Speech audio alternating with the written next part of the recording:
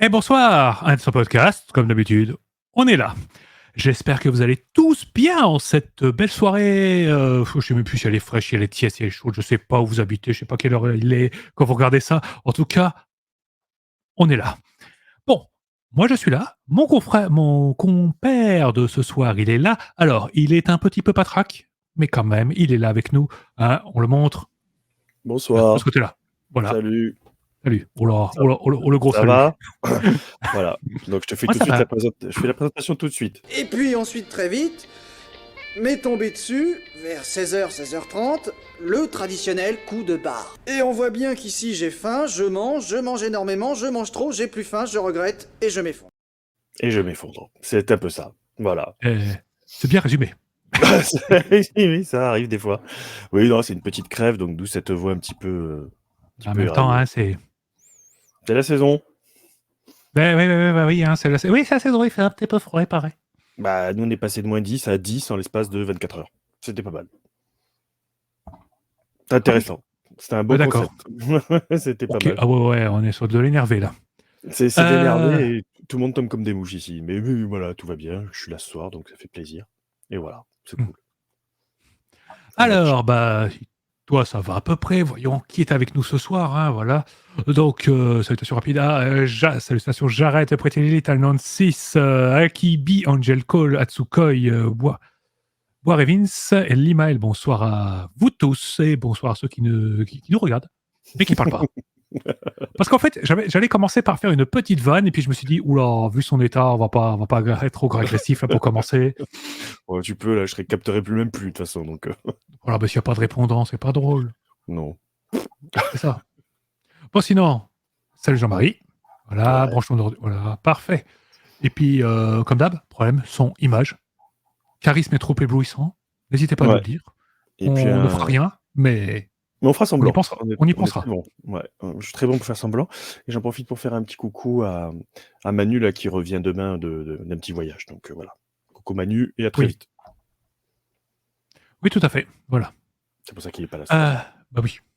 Oui, voilà, bah, il peut voyager, bah, qu'il en profite, hein, franchement, Ouais, carrément, quoi. c'est ça. Mon dernier voyage, c'était pour faire des courses. Incroyable. Des Ouais. souvenirs plein la tête. Ah moi c'était aujourd'hui pour aller voir le Toubib, voilà. D'ailleurs dans la section craquage, je peux monter les boîtes de Doliprane. C'était un beau craquage. J'en ai plein.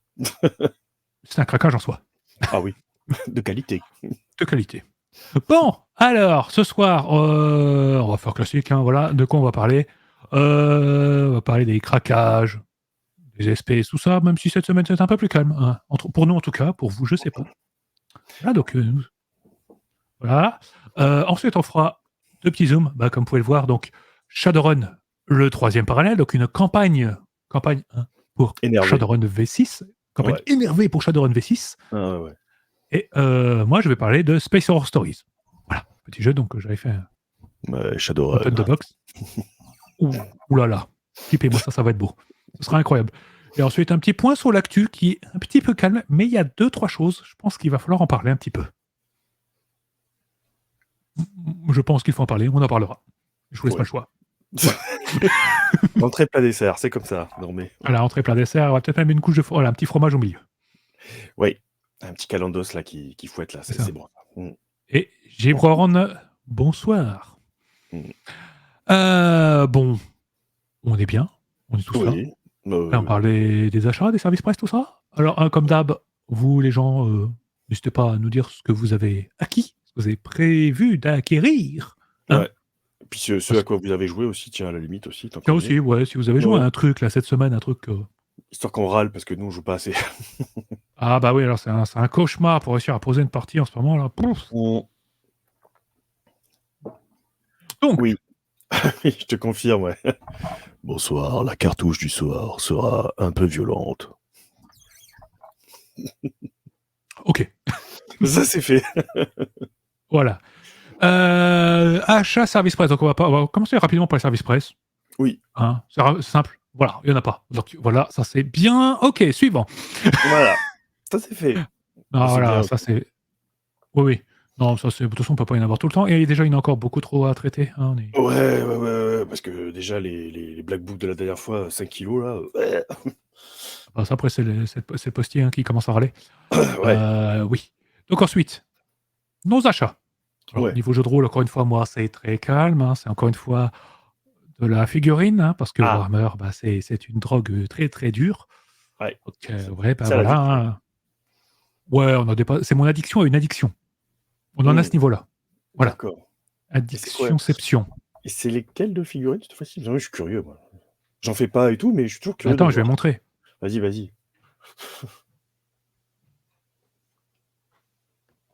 Ah ouais. Alors, pour mon arme à l'écran, Mmh. un petit Cthulhu, un petit, Void Dragon du plus bel effet.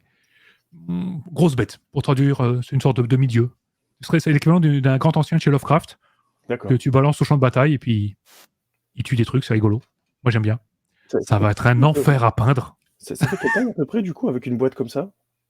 Moi, je suis toujours un peu Hop, hop, hop, hop, je pense qu'il est à peu près échelle 1 là derrière. d'accord, OK. Ah ouais, quand Voilà. même.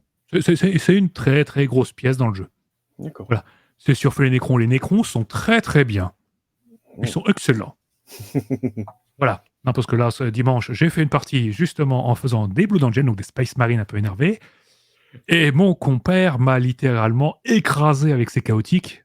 C'est Je comptais en parler, faire un petit truc, vous savez, illustrer des photos et tout. Et la partie était tellement à sens unique que je me suis dit, ça vaut pas le coup. Ah, Non, voilà. non, il y a des comme ça, des trucs comme ça, faut pas le mettre. C'est pas bien. Ah, c'est ça, ouais, une partie censée durer 5 tours. Au troisième tour, il me restait 5 petites figurines sur 40 au fond de table qui se cachaient. Je suis en mode, bon, je crois que j'ai perdu, hein. Ouais, J'y j'ai perdu. reviendrai, j'y reviendrai! C'est ça. Ah, c'était genre il y a 25 ans pour toi, les figurines? Et j'ai fait une pause de près de 15 ans, moi. Mmh.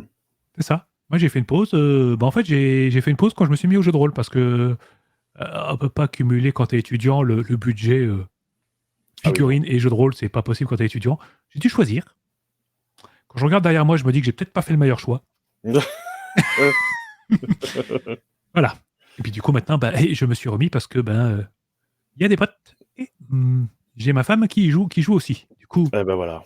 Ah, voilà, c'est encore c'est pire, terrible. quoi. Ah oui, non, mais je comprends, je comprends. Ah ouais, il y a Old World, il faut choisir. Ah oui, pas Old World. On va en Ah parler, ça, on du pourra en coup. parler. Oui, on en parlera. Mmh. Pas du même Old World, mais on parlera d'Old World quand même tout à l'heure. Ouais.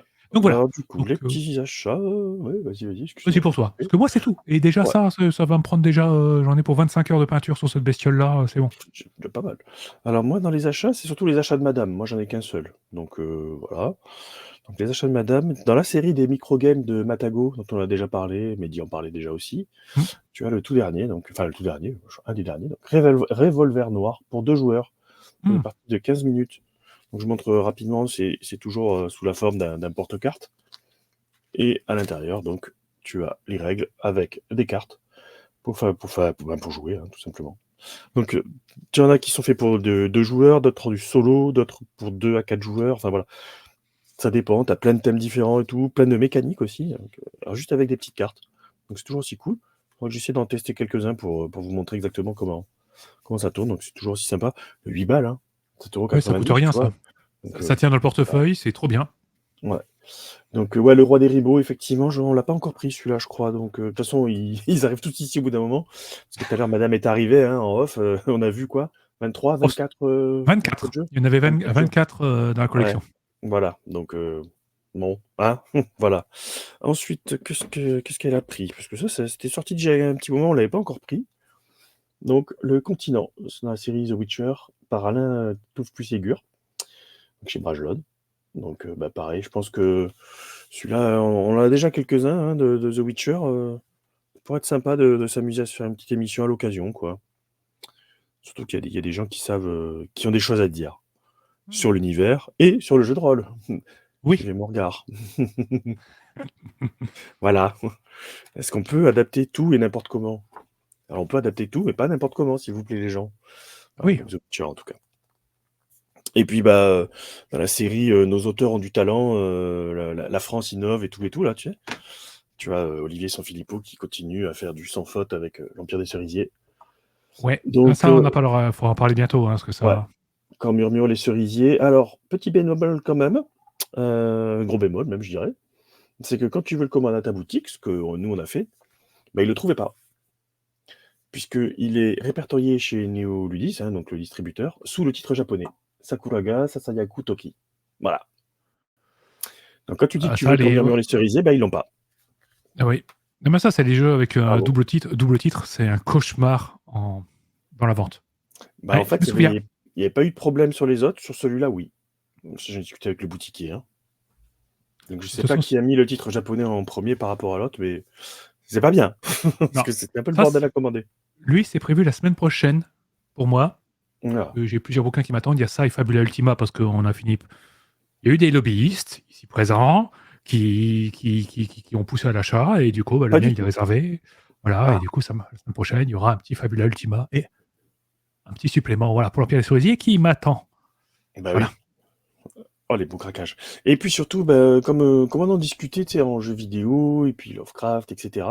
Et j'en avais parlé quand on a fait l'émission avec Jordan là, sur les JRPG. Donc, toujours chez Third Edition. Alors, celui-là, c'est un achat personnel, hein, bien sûr. C'est Alone in the Dark. Les Trop dossiers Alone in the Dark, enquête sur les origines du survival horror, avec préface de Frédéric Rénal. Carrément. Super cool. Et très bien celui-là. En même temps, Ouais. Third Edition, il y en a qu'un seul qui m'a déçu dans toute la collection, donc ça va. Oui, c'est plutôt du très bon dans le genre essai. Et celui-là, en plus, il y a quelques petits trucs. Il y a des petites photos, des petits schémas, etc. Tu vois, pour illustrer. Ce qui arrive rarement quand même dans le livre de Ferd. Mais sur celui-là, c'est vraiment très cool. Donc, ce sera l'occasion d'en parler. De parler du parce que jeu là, vidéo, Cthulhu et tout, quoi. il y a de quoi dire. Parce que là, ouais, ça, j'en ai poncé quelques-uns, là. Ouais, c'est pour ça. Ça pourrait être très, très cool. Voilà pour les petits craquages. Je t'ai dit, moi, c'est le Alone in the Dark. Parce que ça faisait un petit moment que. Ah oui. Il venait de sortir, je dis bon bah celui-là, voilà, il faut qu'il arrive ici, quoi. Voilà. Ouais. Et puis dans les parties, donc je vais vous en parler tout de suite après, c'est The Walking Dead que j'ai fait avec les amis ce samedi après-midi. Alors ça a duré 2 heures et quelques à la partie, tu vois, on fait jamais des parties très très longues, mais voilà, l'essentiel c'est qu'on se marre, donc je vais vous en parler un petit peu après. Voilà, donc après je vais regarder un petit peu ce que vous. Ah oui, parce qu'il y a eu quelques petites choses et quelques questions, donc on va répondre juste là. Ouais, je te laisse embrayer, vas-y. Alors, je regarde rapidement qu'est-ce qu'on avait. Oui, alors, craquer pour des tonnes d'envois en montagne hurlée. Oui, pour un sujet, ouais, pour un produit dont on va parler tout à l'heure, mais courage. Hein. J'espère que tu arrives au bout parce que franchement, j'imagine juste le temps que ça prend. Courage. Qu'est-ce qu'on a Tsukoi qui nous dit ce Baker Street de Werewolf, écran, scénario aidé. C'est bien ça. J'ai de très bons retours dessus. Voilà, donc ça, j'ai hâte de l'avoir en main propre. Ça va finir dans la main. Et pourtant, je suis pas fan de Werewolf, mais cette V5, il y a un vrai travail dessus. Ouais, au début en tout cas. Bah, voilà. Après, Vampire, c'est plus compliqué de faire du nouveau avec une communauté qui est un petit peu sclérosée. Quoi, hein. Elle est fidèle au vampire que tu es censé interpréter. Voilà. Plus tu es ancien, plus tu restes figé sur tes acquis. C'est le même principe. Voilà.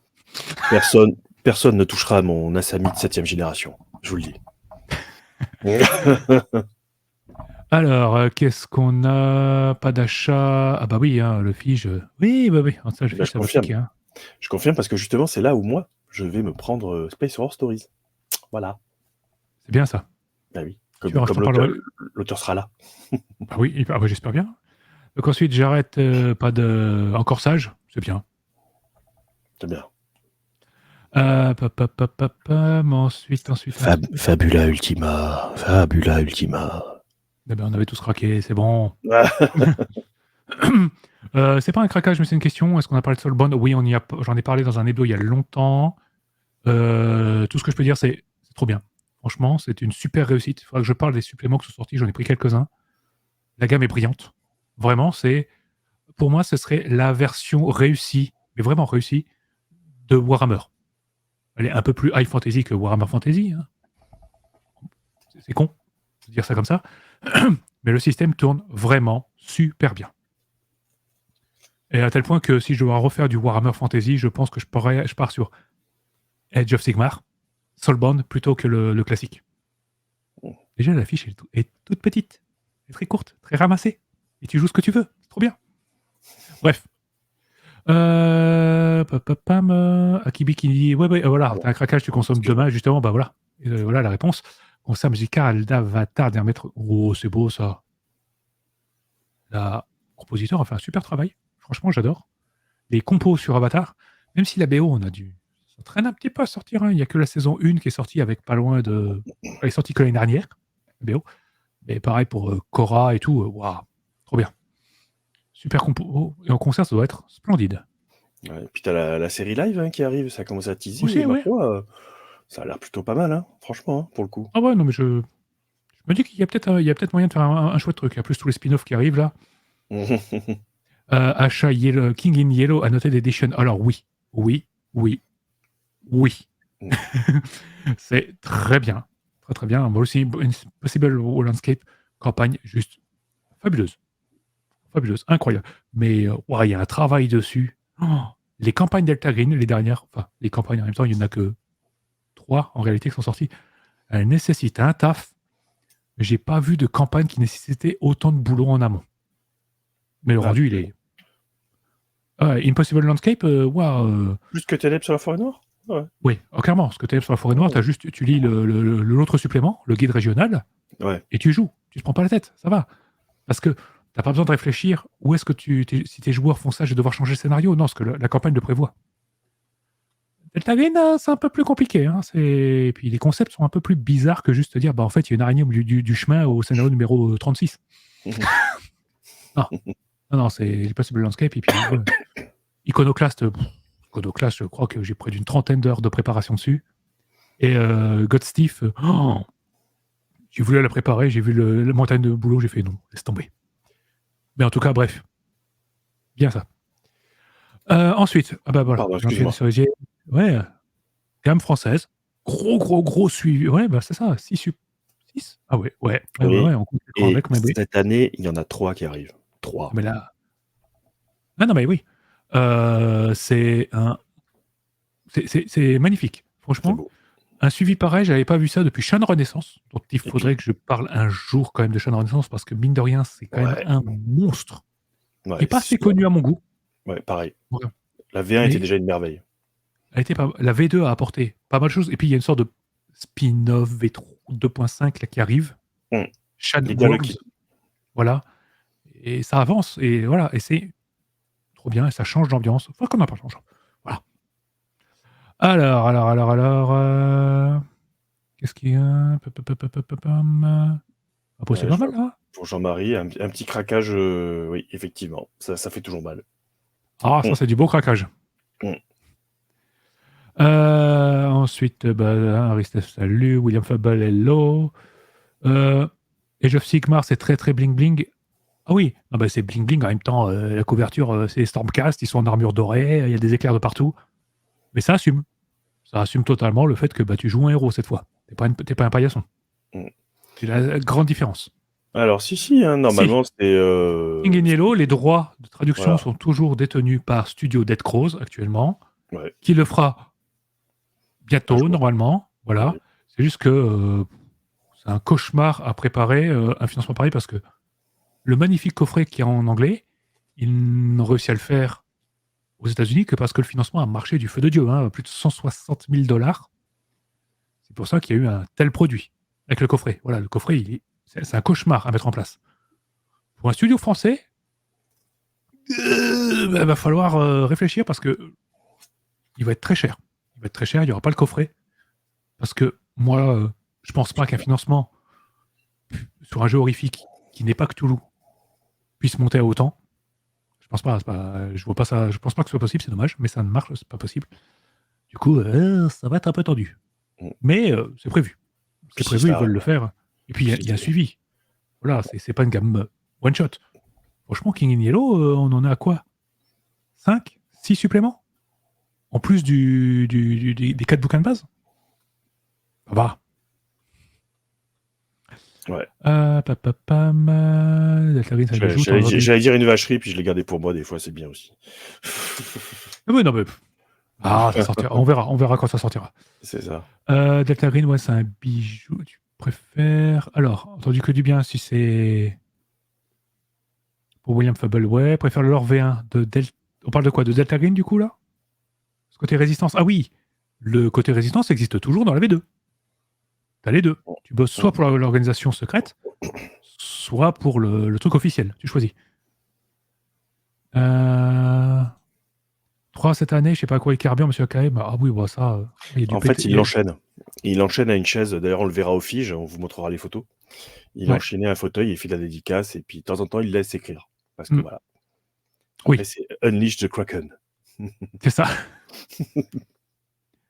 Ah bah voilà. C'est pas mal, hein. Et pour les cerisiers, non, c'était Eshan, ouais. C'était Il est pour bien, Shan. Shan, oui, bah oui, C'était pour ça Shan. serait bien, ouais. Bah, oui. De toute façon, le V2 est tout aussi bien. Faudrait que j'en parle, vraiment, parce que une Ouais. grosse campagne qui était sortie en financement, qu'on avait reçue, et que, bah, qui est là, hein. Le Enfin, feu qui et est la pas glace. là, parce qu'elle est cachée dans la deuxième bibliothèque, dans la chambre de madame. Voilà. Ouais. Parce que j'ai pas la place, du coup, je stocke ailleurs. Ça, c'est une super astuce. Quand vous pouvez pas stocker pour vous, vous offrez des bouquins de jeux de rôle à votre épouse. Du coup, elle les a, mais c'est pas rangé là. Comme ça, c'est quand même pour vous, mais vous n'avez pas Ah. besoin de le ranger. Tu fais ça toi aussi, d'accord, je note. Qui ne le fait pas au bout d'un moment. Oh là là, je ne dis rien. Voilà. Donc voilà, donc on est pas mal. Bien sûr, aux enfants. Oui, aux enfants aussi, si tu as des enfants, mais vas-y, offre-les aux enfants. Ils n'ont pas l'âge de jouer, c'est pas grave, dans quelques années, ils pourront. Bah oui, Puis d'ici là, ils auront oublié. c'est un achat pour l'avenir, c'est beau. C'est bien, c'est ce que je dis à chaque fois pour les bouquins. Les Oui. bouquins, c'est du patrimoine. Ouais, Brindlewood pour la grand-mère, ouais, effectivement. Ah oui. Oui. Et je suis sûr que je pourrais faire jouer mes grands-parents avec Brindlewood Bay parce que le thème leur parlerait de suite. Bah oui. Bon, peut-être pas le côté Lovecraft, mais en tordant un peu, je pense que ouais. Bah avec ça, tu peux jouer la clinique de la forêt noire contre Cthulhu, quoi. C'est génial, quoi. Franchement, t'imagines les courses-poursuites en déambulateur et tout dans l'EHPAD, mais génial. Ça me rappelle un scénar que j'avais trouvé, je sais plus où. Non, c'est un scénar que j'avais fait jouer en convention, qu'on avait joué en convention, que j'ai pas fait jouer, que j'ai une sorte, avant que le film Red sorte, Rentre-été extrêmement dangereux, en fait, c'était une sorte d'EHPAD. Et en fait, tous les patients, en fait, c'est d'anciens des forces spéciales ou des espions de fous, puis doivent s'échapper.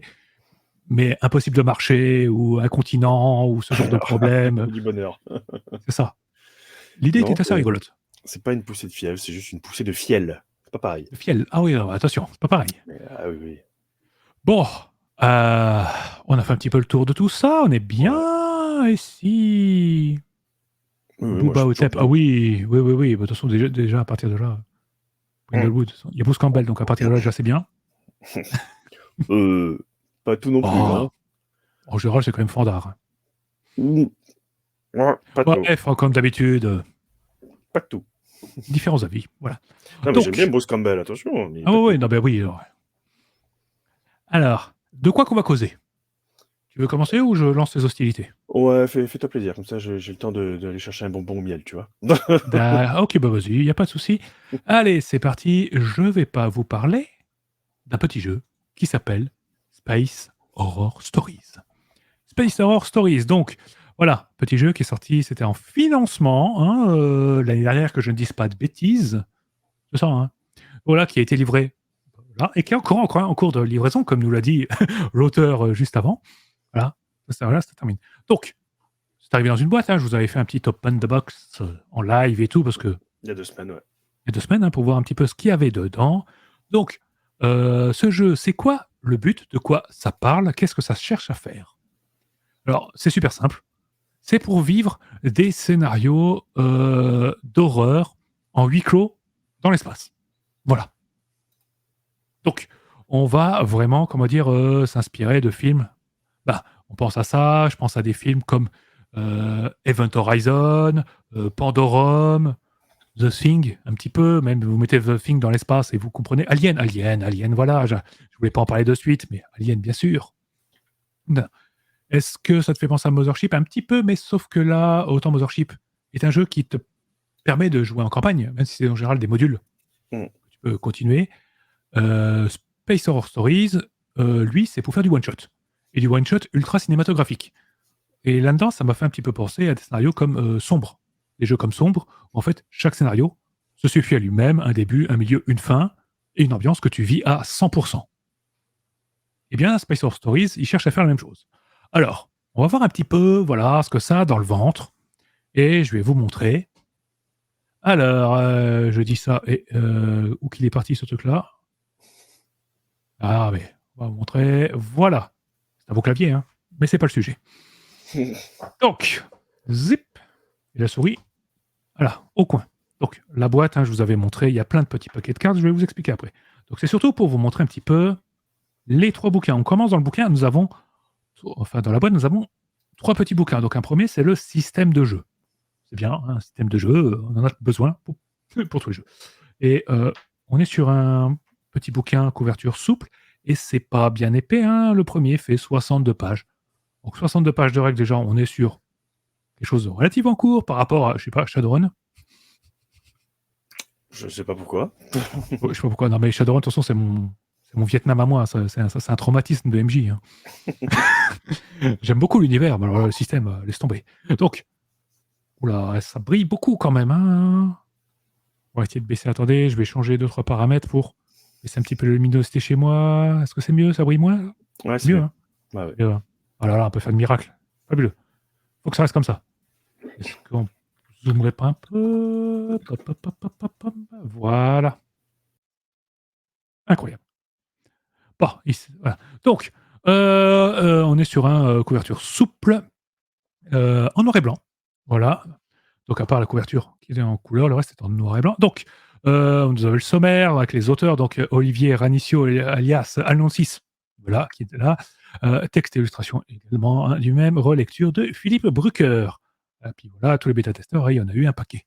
Donc, on va avoir une maquette super simple et on va vous expliquer les principes de base, hein. Voilà, de toute façon, comme j'ai dit, huis clos, horreur, espace. Donc, qui dit espace veut dire quand même une notion, on est dans de la SF. Et on va voir qu'on pourra quand même se permettre différents types de SF. La version un petit peu rétro, comme la version un petit peu plus futuriste. Oh non, je dis noir et blanc, mais il y a quand même des illustrations couleurs, hein, voilà, fatalement. Donc on va expliquer comment ça fonctionne. On réexplique les bases du jeu, comment fonctionne le jeu de rôle et tout. Et on va avoir quelque chose que j'aime beaucoup dedans, des exemples fléchés, des organigrammes complets qui vont vous expliquer comment on joue, comment utiliser différentes règles. Et ça, c'est trop bien.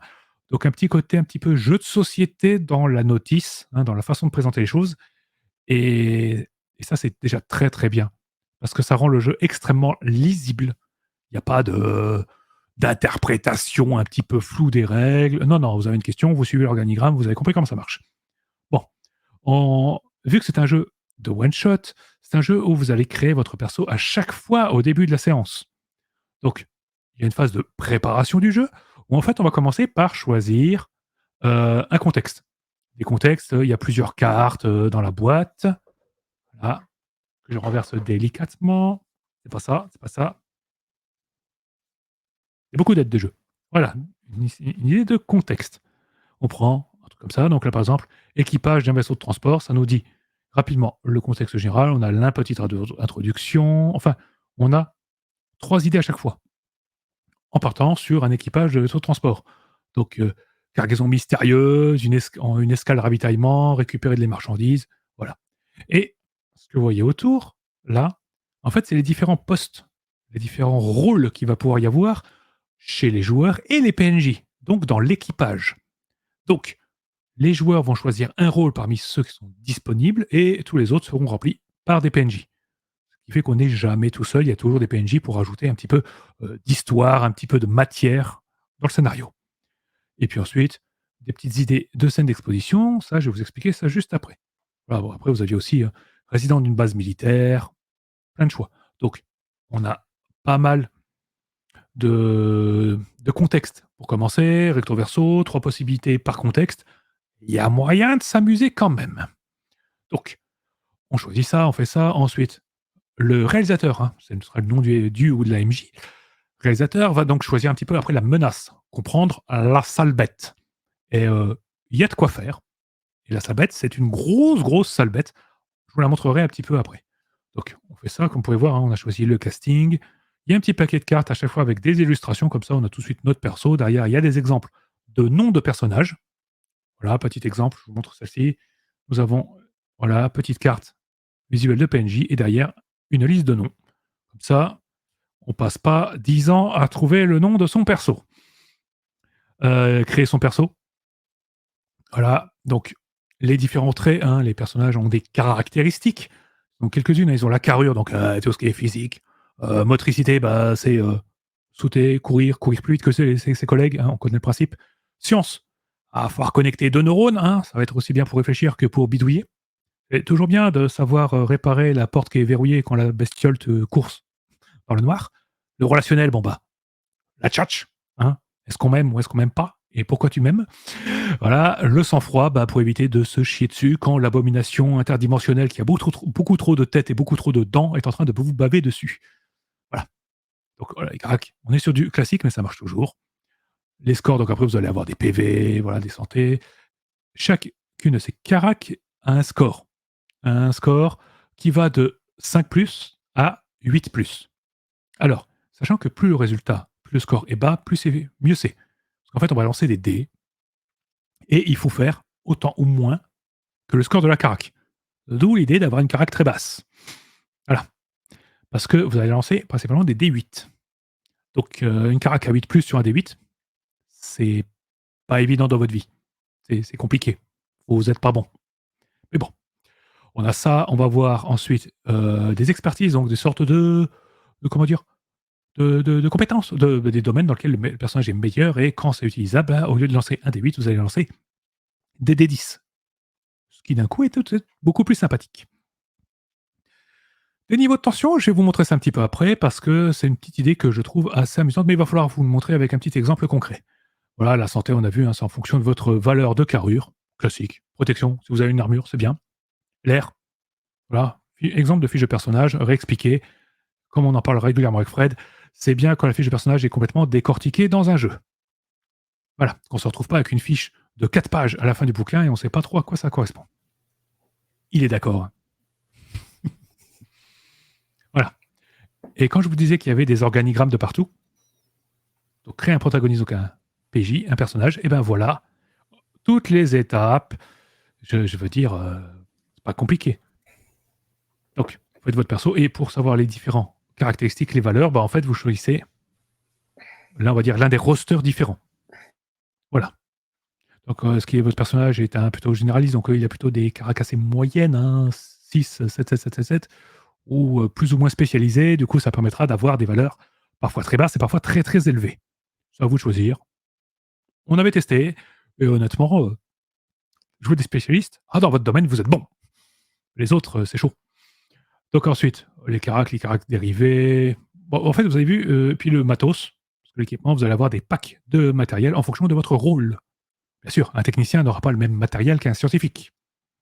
Normal. Carte portrait, donc on vous reprend le principe. Voilà. Donc ensuite, vous allez avoir des petites cartes dites d'exposition. Donc en fait, vous en piochez, voilà. En fait, vous avez ces petites cartes-là, vous les gardez pour vous, et en fait, vous allez avoir un petit secret. Petit secret, voilà. Donc, un qui vont avoir un petit effet en jeu ou pas. Vous n'êtes pas obligé forcément de le jouer, mais si vous le jouez, bah, ça rapporte un petit côté, un petit truc sympathique dans le jeu. On n'est pas sur un on n'est pas comme dans le jeu Alien, hein. Dans Alien, c'est, on a l'agenda secret, c'est une vraie mission qu'il faut faire absolument. Bah, là, non. Non, non, c'est juste un guide de roleplay pour avancer. Puis des exemples de lignes de dialogue qui vont un petit peu avec ça. Donc en plus, si vous n'avez pas d'idée, vous avez créé un personnage, vous ne savez pas quoi faire, bah, regardez votre carte, ça vous guide. Donc avec des joueurs totalement débutants, bah, franchement, ça marche tout seul.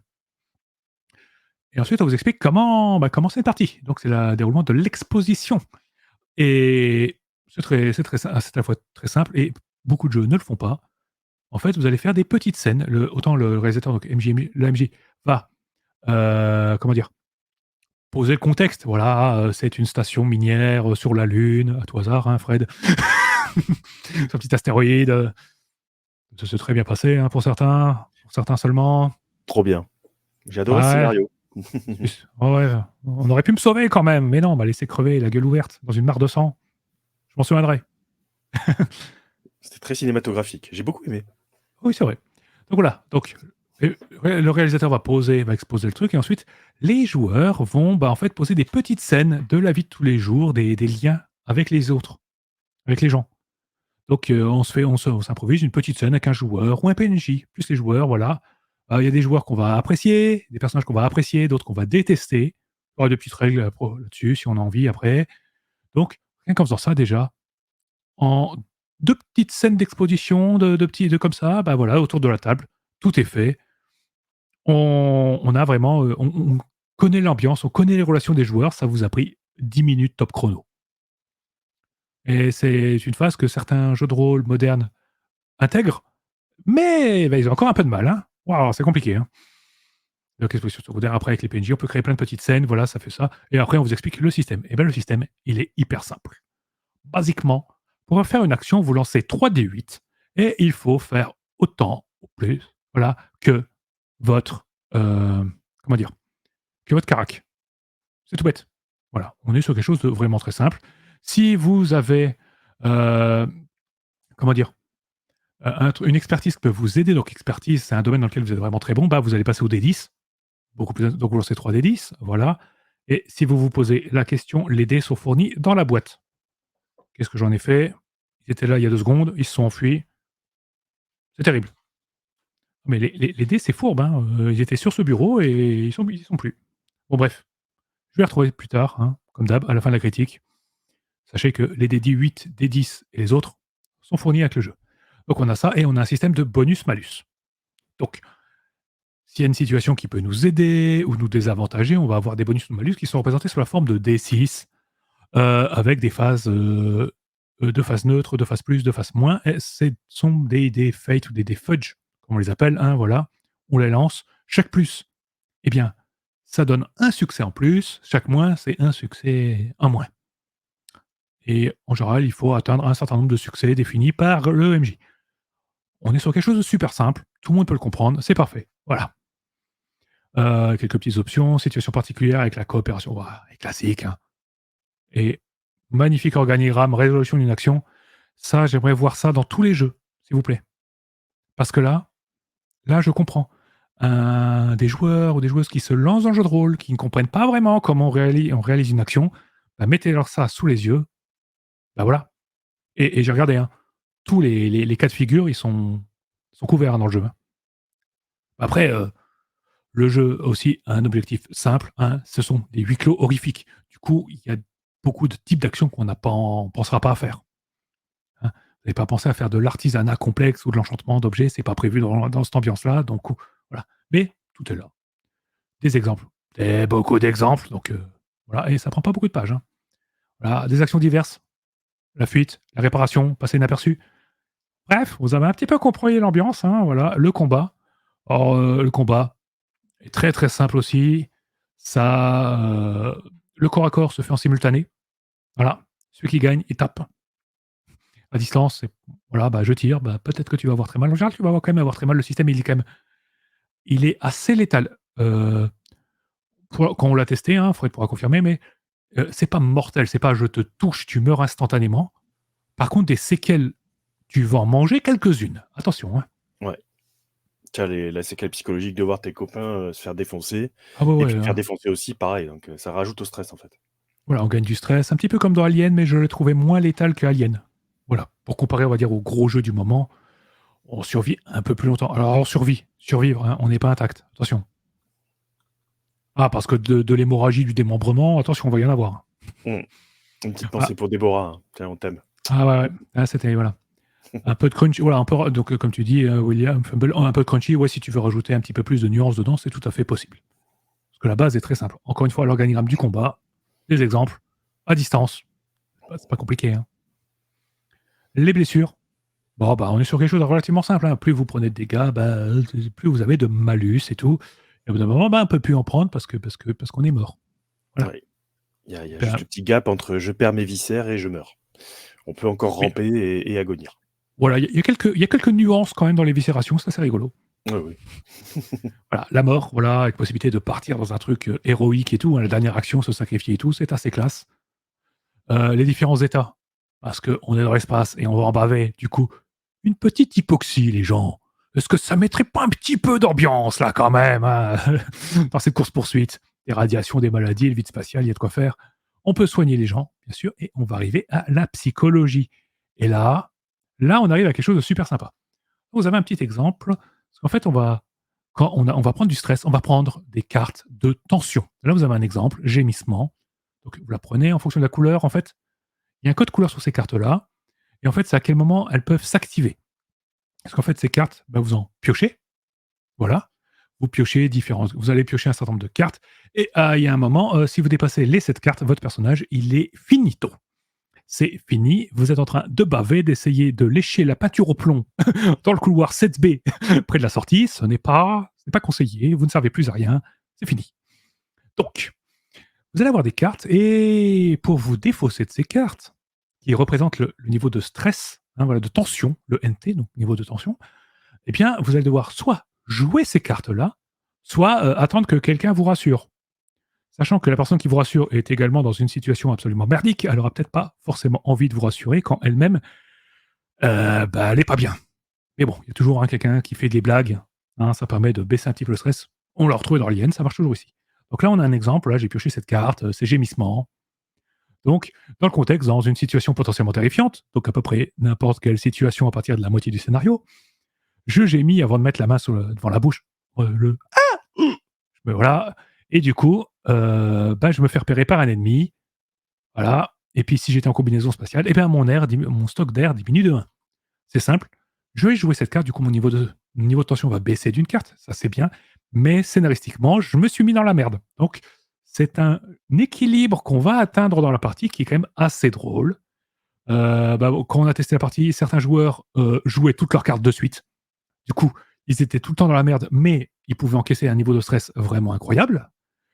Moi, j'ai fait l'inverse, je les ai toutes gardées, et je peux vous dire qu'à la fin, c'était la mouise, parce que je me suis retrouvé avec un niveau de stress de 6, 7, très vite, et puis j'étais en mode, si je prends un niveau de stress, je suis pas bien, et toutes les cartes me foutent dans la merde. Bref, c'est assez mécanique comme façon de faire, mais néanmoins, vous avez encore la main dessus. C'est vous qui choisissez quelle carte vous jouez et à quel moment.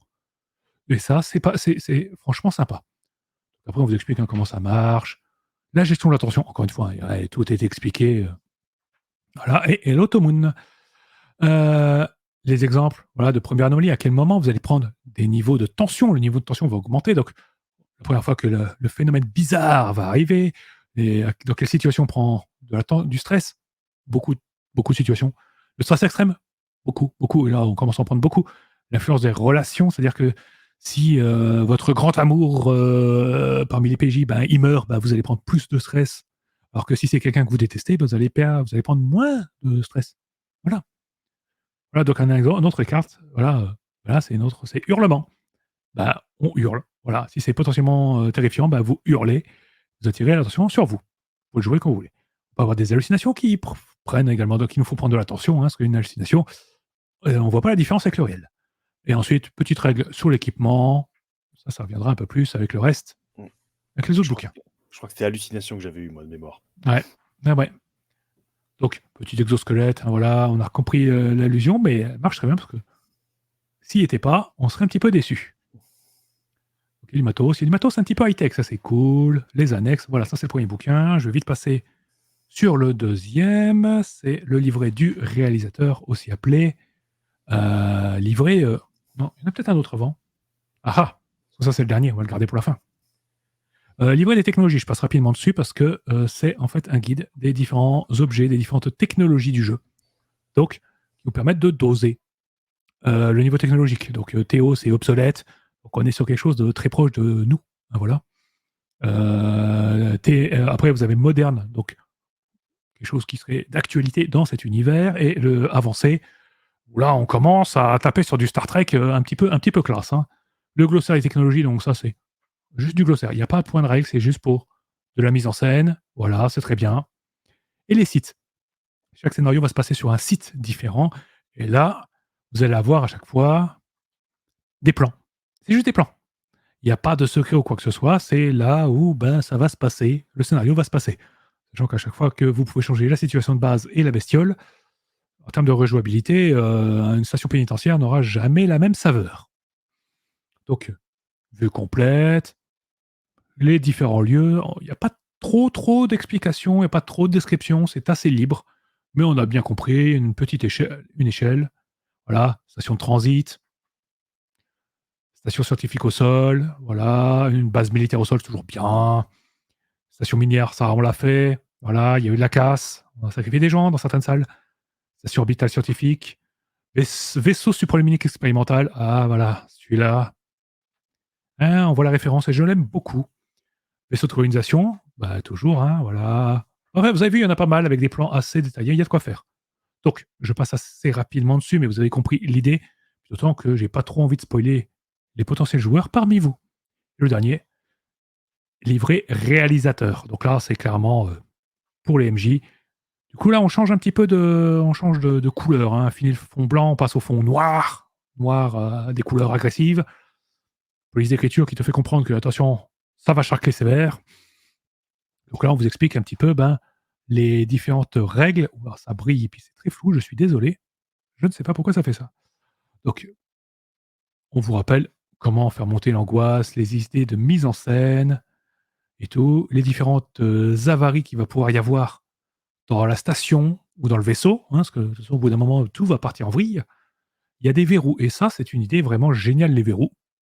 Parce qu'en fait, les types de verrous, on va vous parler des différents types de verrous. Donc en fait, vous expliquer pourquoi vos personnages ne s'enfuient pas, tout bêtement, de la scène.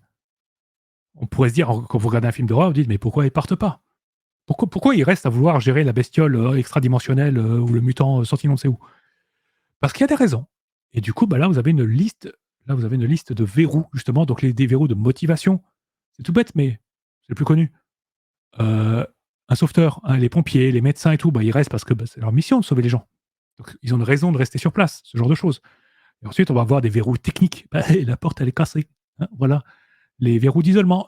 Vous êtes, comment dire, le vaisseau, il est en voyage. Il ne peut pas s'arrêter. On ne peut pas sortir du vaisseau en cours de route. Enfin, vous pouvez, hein, mais c'est déconseillé par l'OMS. Voilà. Et de danger parce que tu ne peux pas sortir parce que en dehors de la station, il y a quelque chose d'encore plus méchant que le vide spatial. Voilà. Souvenir. Et on vous explique un petit peu comment utiliser ces verrous. Voilà. Les phases d'amorce. Donc, ça, c'est comment mettre ça en scène. Les incidents graves, comprendre la menace. Donc, ça, c'est vous expliquer comment utiliser ces bestioles, changer un petit peu leur origine, leur façon de faire. Ne jamais nommer vraiment la bestiole parce que on reprend un archétype de bestiole et vous en faites ce que vous voulez avec. Et les différentes menaces. Donc, je prends juste un exemple. Donc, le mutant brutal. Toujours bien un petit mutant dans l'espace. Voilà. Donc, on va vous montrer un petit peu. Voilà. Donc les avatars. Donc, qu'est-ce qu'il va. Voilà. La bestiole, qu'est-ce qu'elle va faire? Oui, il y a du spoiler. Attention, il y a du spoiler. Je suis désolé. Donc, si je mets un fond rouge, on va avoir un effet immonde. On va arrêter ça de suite. Voilà. Voilà. Donc, en fait, ce sont un petit exemple. Voilà. Donc, qu'est-ce que ça fait quand le truc il va commencer à muter? Donc, on va avoir des pertes de cheveux, des exemples comme ça, mettre de mise en scène, des manifestations. Parce que, ouais, c'est ça. Le Obsidian, ouais, tu peux faire une sorte de 8e passager, par exemple. Par exemple, dessus. Et donc, les manifestations, c'est qu'au fur et à mesure du scénario, la menace va se manifester au fur et à mesure. Et ce sera de plus en plus impressionnant, de plus en plus menaçant. Et c'est en différentes phases. À doser un petit peu comme on veut. De toute façon, ça se fait un petit peu tout seul, hein, quand on sent que les joueurs sont un petit peu trop à l'aise. Oh on va monter d'un cran, tiens, ça leur apprendra. Hein. Donc, vous avez une petite liste d'effets différents, voilà.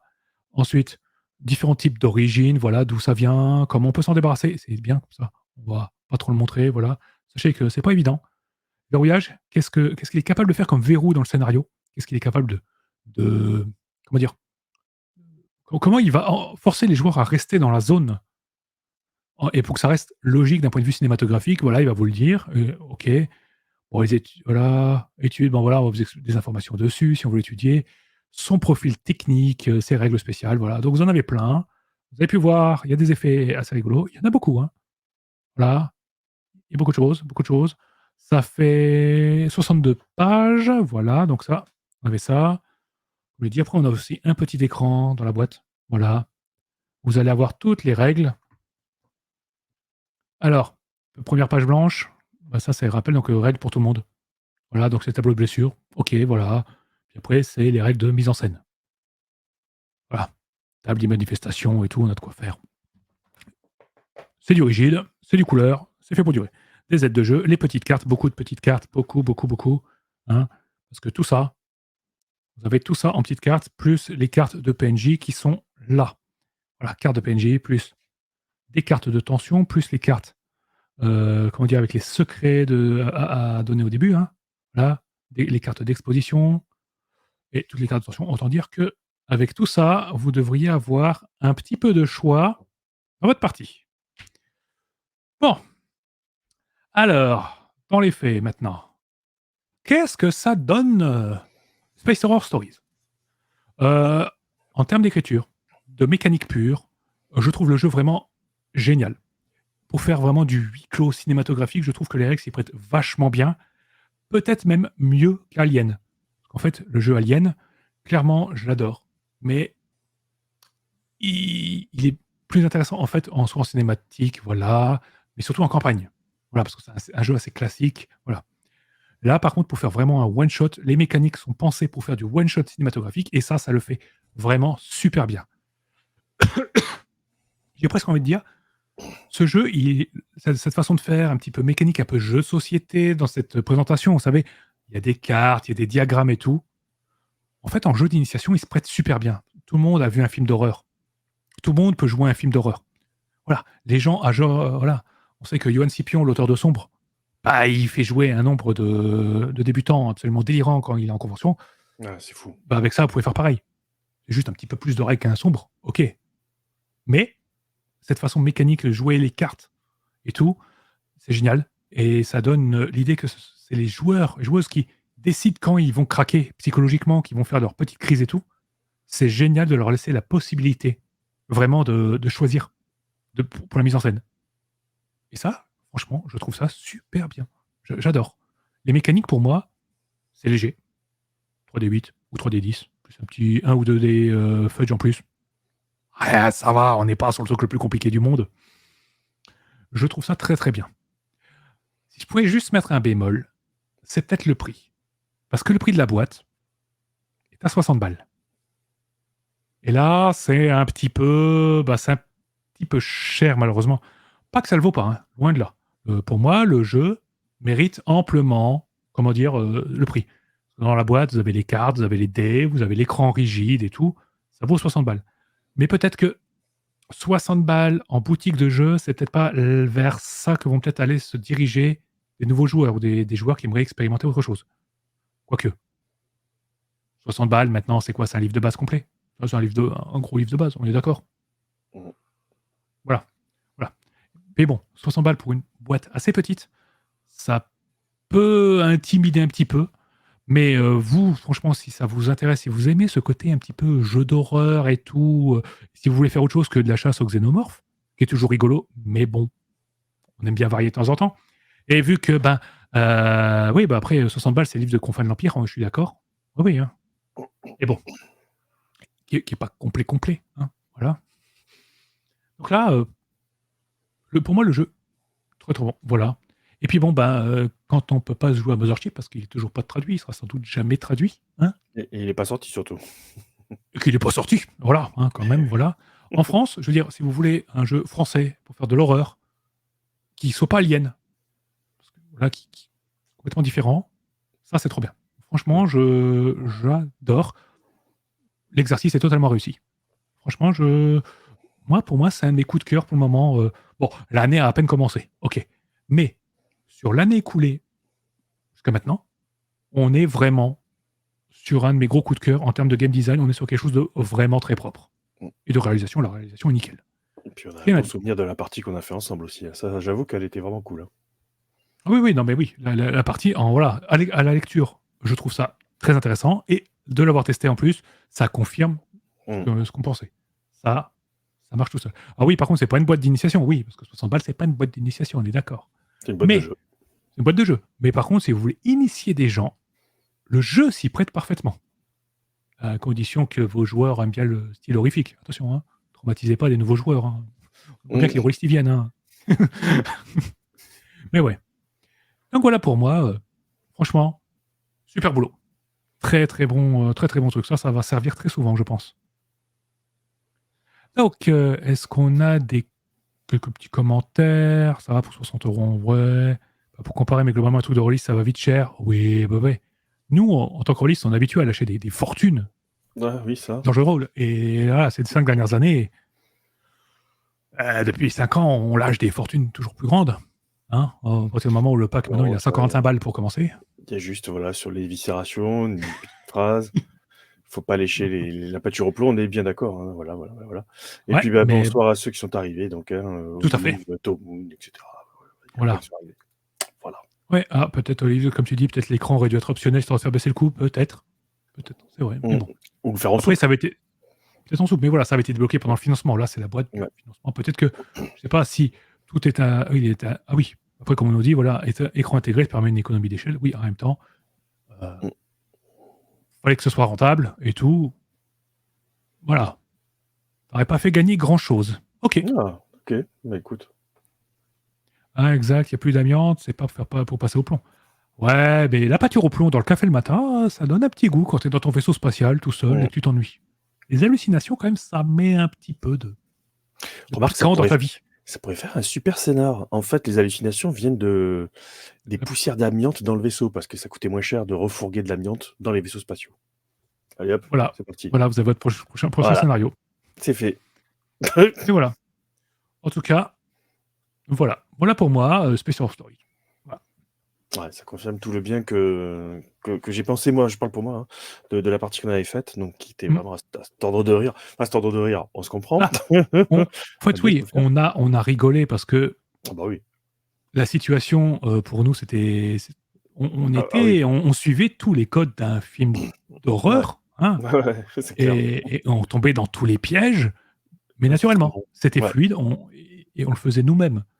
Voilà, il y a quelque chose qui nous pousse à faire un petit pas les andouilles, mais à nous mettre un petit peu en danger, à en Oui. rajouter des caisses, parce qu'on sait que de toute façon, il y a quand même une chance sur 1 million qu'on survive à la fin vu la menace. Voilà. Ouais, bah, il y en a un qui a survécu, voilà, un regardez, il va frimer, regardez-moi ce frimeur là, il peut pas s'en empêcher. Pas du tout. Pas du tout. Non, non, j'étais surtout dégoûté parce que je venais de te stabiliser en plus, je me souviens. Ah ouais, bah, moi j'étais Quand en je train de jouais à justement, Toubib. hein. Ouais, bah, voilà, bah, moi j'étais pas le toubib, hein, genre, j'étais technicien, problème d'éviscération dont je parlais un peu plus tôt, hein. C'est ça. Voilà, monsieur, il a pris un peu tout ce qui traînait, hein, et il a remis à l'intérieur en mode allez, 2 bouts de duct tape et ça tient. Eh oui. Mais bon, écoute, on fait ce qu'on peut. Voilà. En fait, dans 40 000, il y a jamais de warp, hein, c'est juste des gens qui sniffent de l'amiante. Ça expliquerait tellement de choses sur l'univers. Ouais. Je te donnerai les prix pour désamianter, des bouts de colonne, tu verrais. C'est amusant aussi, ça fait bien halluciner. Tout à fait. Bref. Donc voilà. Donc bon, ça aussi, hein, c'est un jeu que je pense que je vais faire tester très prochainement. Mmh. Ah bah voilà, bah les dés, je viens de les retrouver, voilà, ils sont là. Donc vous les avez tous, hein. Simple et lisible. Voilà, pas de fioriture. Certains auraient pu dire oui, on aurait pu faire des dés spéciaux avec des logos. Ouais, ok, mais moi j'aime bien, maintenant je suis pas, peut-être que je suis en mode vieux con, mais j'aime bien un dé lisible, simple. Voilà. Ouais, un dé, quoi. Surtout que c'est un jeu d'horreur. Donc, un jeu d'horreur, on a tendance à vouloir mettre un petit peu dans l'ambiance, on joue pas là. On va peut-être jouer le soir avec une luminosité un petit peu, la mise un petit peu angoissante. Ah, on s'y croit plus quand on joue le soir et que c'est mal éclairé qu'en plein jour dehors. Voilà. Mmh. Du coup, il vaut mieux des dés qui sont un peu lisibles. Voilà. Hein, Appel de Cthulhu, les dés d'Appel de Cthulhu, tout bizarroïdes, hein, je pense à vous. Jamais réussi à les lire.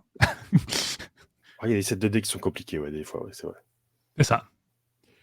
Et bien voilà. Et puis si vous avez des questions, bah, n'hésitez pas à contacter Anonsis qui est actuellement Oui. dans le chat. Hein. Et C'est puis du lui, coup, quoi. l'auteur. Et puis qu'on verra au Fige, en plus, pour ceux qui y seront, il sera présent. Tout à fait. Voilà. Parce que moi, j'ai une boîte qui m'est mise de côté et que j'achèterai, hein, je précise. C'est pareil. Ça, c'est un pledge perso. Voilà. Comme ça, Dit, vous ben savez voilà. tout, vous avez tous les gens. Vous savez. Nous achetons, des fois, pas tout le temps. Tu sais. Quand on sent que ouais, ça. Mm. Pour donner un coup de pouce à un projet dont Ou parce qu'on a testé, qu'on qu'on a sent aimé. vraiment Nous bien. aussi. Oui, mais voilà. Ah ouais. Et quand on sent que le projet, vraiment, il y a un truc vraiment incroyable derrière, oh, et Mm. j'hésite pas à pledger. Ah ouais. Oui, c'est pareil. Enfin, quand je peux, en tout cas. Là, je pouvais pas, donc je me rattraperai à Cannes. Voilà.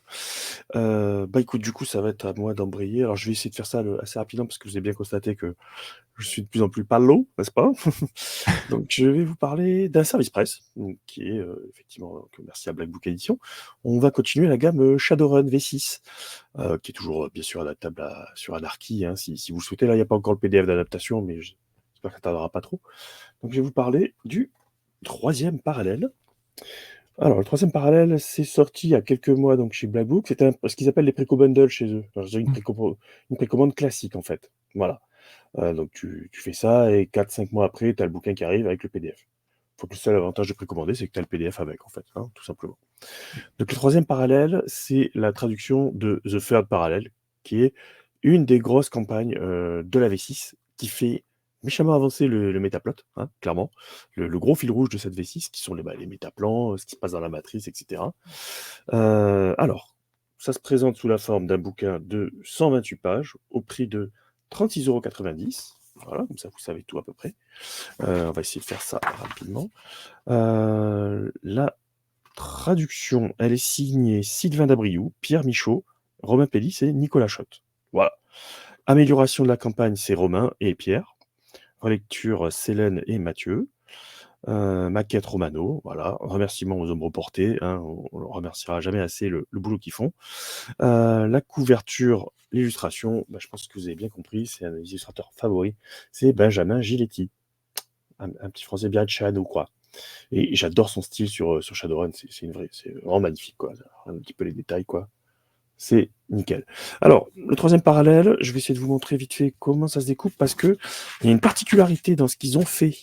C'est très important que je vous parle de l'avant-propos. Une grosse particularité, je vais essayer de vous la résumer. En fait, il y avait 35 scénarios dans la campagne originale, ils en ont gardé que 23. C'est-à-dire qu'ils ont élagué tous les scénarios qui étaient des annexes, qui se passaient en dehors de la campagne, les petites quêtes secondaires, etc. Tout ça a été dégagé pour avoir quelque chose qui se tient, qui soit bien plus ramassé. Et à la place, qu'est-ce qu'ils ont fait? Ils ont rajouté des conseils pour mener, des explications supplémentaires sur les liens avec les manigances de Denver, comment vous pouvez faire avancer l'histoire, etc. Un petit préambule pour avoir une vue globale de tout ce qui se passe. Ça, c'est super pratique, vous allez voir. Et les PNJ, etc. Donc, il y a eu tout un travail d'enrichissement de la campagne en élaguant ce qui était considéré comme un petit peu superflu. Et franchement, c'est un sacré boulot. Donc, vous avez toujours une petite nouvelle d'intro sur 4-6 pages qui ne sont pas de la grande littérature, comme je le dis souvent, mais qui, alors là, du coup, contextualisent ce qui va se passer. Puisque donc là, on est à Denver en 2081. C'est toujours le dragon Ghostwalker qui est venu expliquer la vie aux mégacorpos et à tous les autres pour leur dire voilà, c'est mon domaine, donc vous vous barrez. Puis maintenant, c'est moi qui fais la loi. Voilà. Et quand c'est un dragon qui arrive, généralement, tu fais OK, boss. Donc, c'est ce qu'ils appellent l'appropriation. Donc, il a un petit peu dégagé son monde et bougez-vous que je m'y mette, quoi. Donc, vous avez tout un gros chapitre, enfin, un gros chapitre sur les ombres de Denver, qui est tout un résumé de ce qui se passe au niveau de la zone où vous allez jouer. Donc Denver, vous êtes entre les nations Sioux, les CAS, UCAS, CCC, Aztlan, enfin bon bref, c'est un petit peu le truc au milieu de tout le monde en fait. Donc une belle zone magique aussi bien évidemment. Donc tu as tout un contexte et tu as les lieux à visiter. Voilà. Donc je te montre un petit peu les maquettes, toujours aussi propres sur Shadowrun V6.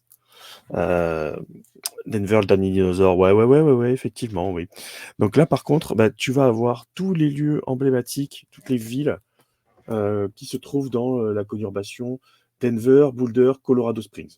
Donc t'as plein de patelins, tout est un petit peu décrit. Quand je dis tout est un petit peu décrit, c'est que on va juste expliquer les tenants et aboutissants de telle ville, ce qui s'y passe en gros, quelques lieux importants, quelques PNJ importants, avec les répartitions de PNJ, etc. Que tu vois par exemple ici pour Boulder. Boulder. Là, ils te disent, vite fait, superficie, population 207 000 habitants, c'est 50% d'humains, le reste, etc. La densité, le revenu par habitant, hôpitaux, niveau d'études, etc. Voilà.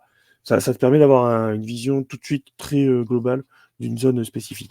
Et effectivement, à chaque fois, tu vas avoir des lieux intéressants pour que les joueurs puissent se balader et des PNJ. Ça, il va y en avoir beaucoup parce que vous allez croiser un paquet de gens. Donc, il y a pas mal de lieux qui vont du siège des mégacorpos, etc., le siège de Ghostwalker. Tu as des lieux qui sont chargés de failles astrales, puisque Denver a été le cadre de 3 grosses campagnes déjà auparavant dans les précédentes éditions. Donc, sincèrement, voilà, la première chose que je vais dire avant d'attaquer réellement la campagne, c'est que c'est pas une campagne pour des joueurs débutants. Hein. Ils le disent d'ailleurs déjà tout de suite dans les conseils de maîtrise.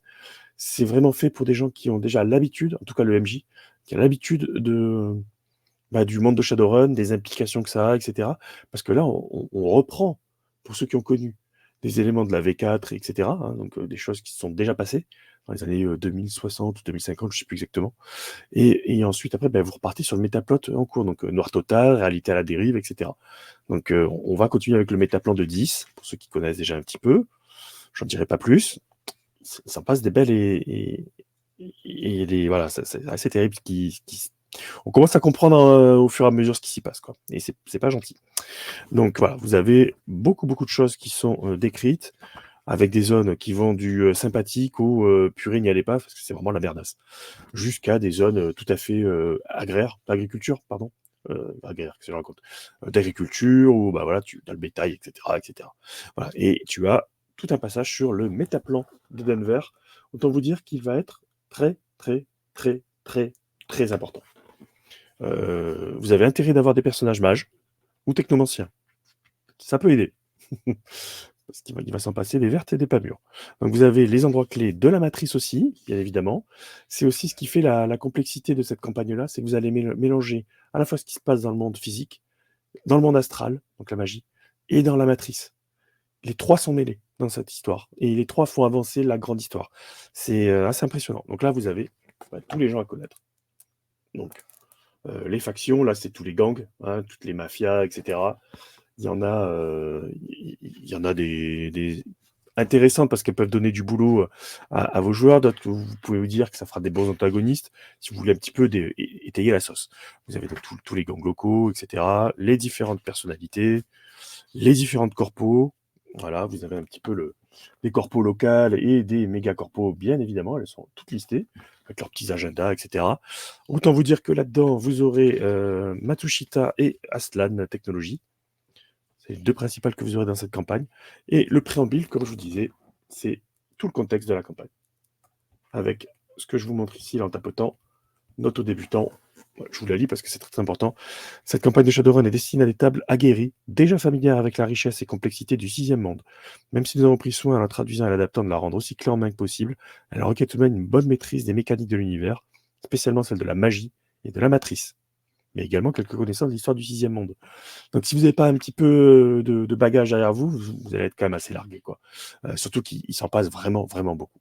Donc vous allez avoir les acteurs du 3e parallèle, c'est d'abord les Johnson. Vous allez avoir plusieurs Johnson qui vont vous donner des missions.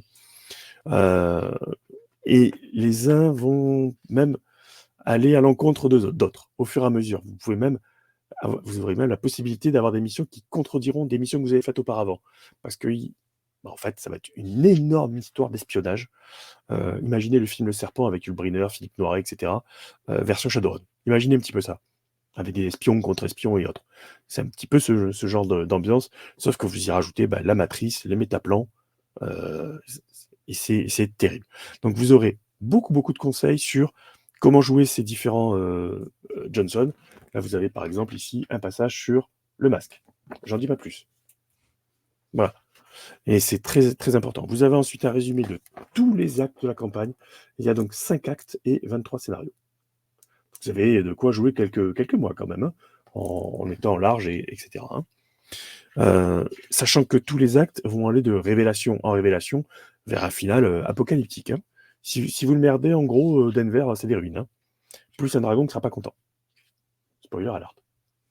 Donc, il ne faut pas faire n'importe quoi. Le plus important, page 52, vous avez ceci.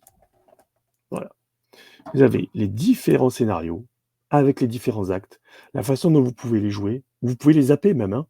Ils vous disent à un moment donné que vous pouvez tout à fait créer une deuxième équipe.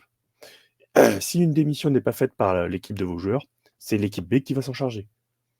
Et tu pourras avoir des antagonismes qui vont se faire au fur et à mesure.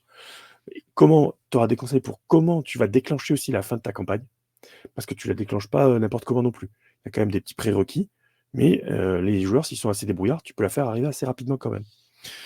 Tu auras ensuite une description de la planque des runners, le village, etc. Et c'est ce que je te disais, tu as modifié l'ordre des scénarios au sein d'un acte. Il y a une chronologie, bien sûr, mais tu as tous les conseils qui te permettent de faire ça pour justement donner quand même pas mal de liberté, d'où le fait que ce n'est pas une campagne pour des débutants. Tu as ensuite l'ambiance de Denver. Tu as comment gérer la rémunération, les fondations de la matrice, les métaplans, les phénomènes étranges. Tu as carrément des puits de dissonance et des creux de mana. Hein, donc, ça va pas être une partie de plaisir pour les mages, hein, ni pour tes chamans. C'est vraiment la merde. Et ensuite, on attaque les 5 actes, donc qui se passent voilà, à peu près comme ça. Les 5 actes, ça commence par une mission assez facile où tu es à Denver, voilà, ok. Le dragon Ghostwalker est parti, on ne sait pas trop, peut-être un conseil draconique, on n'en sait rien. il est pas là. Et quand le chat est pas là, bah, les souris essaient de danser. Autant te dire que les méga corpos vont essayer de s'en donner à cœur joie. Donc tu vas commencer avec un Johnson qui va te dire d'enquêter sur des tags matriciels. Tu as des tags qui apparaissent un petit peu partout dans la ville. Donc tu vas commencer à réfléchir là-dessus.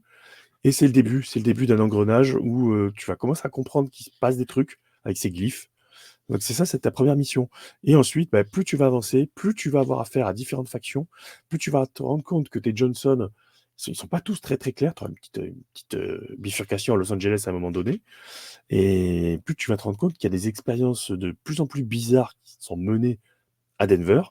Est-ce que c'est des méga corpos? Est-ce que c'est des êtres des métaplans? Bah, au début, vous le savez pas, hein, bien évidemment, mais ça va se préciser au fur et à mesure.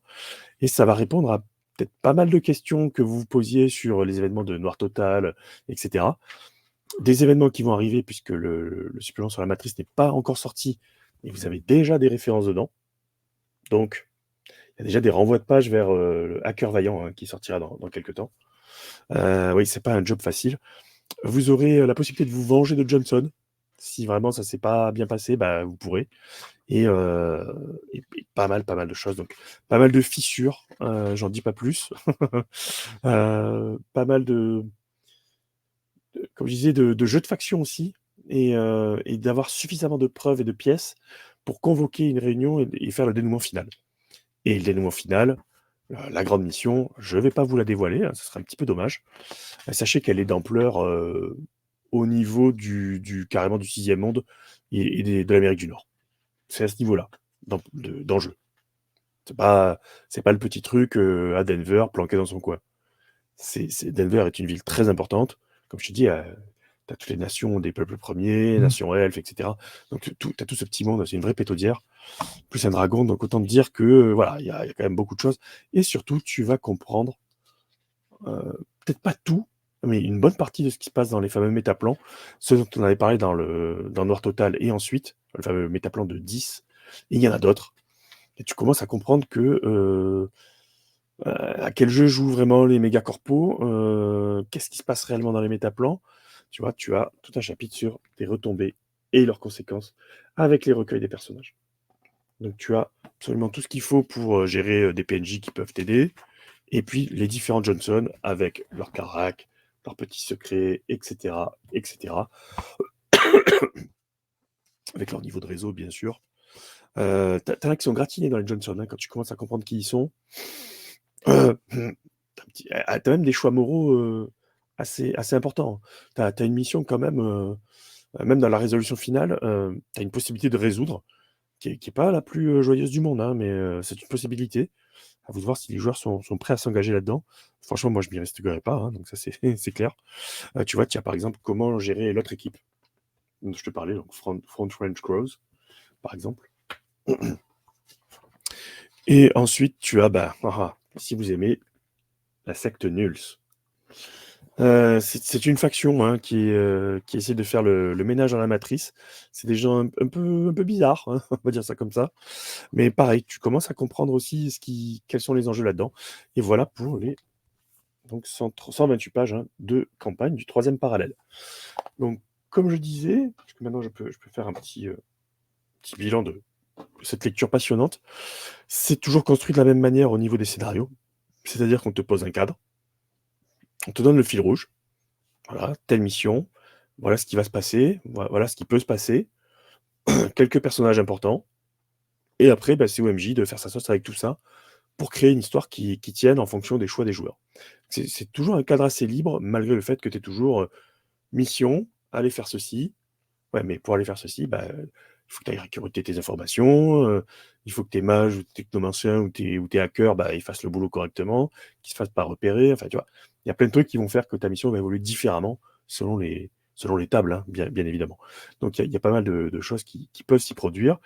Ce que j'ai beaucoup aimé dans les points très positifs, c'est déjà tout le travail qui a été fait sur la VF, d'élagage et de simplification de la campagne, pour que ce soit beaucoup plus clair. Et comme tu as vu, hein, le tableau, il est redoutable d'efficacité, parce que tu vois tous les enchaînements logiques que tu peux avoir, et comment tu peux, si les personnages, à un moment donné, sont pris de l'avance ou ont merdé, tu peux rattraper, ils peuvent sauter une mission, passer à une autre, tu peux refuser une mission, et dans ce cas-là, tu reprends un autre embrayage, et tout est fait avec ce tableau et cette petite page de conseil.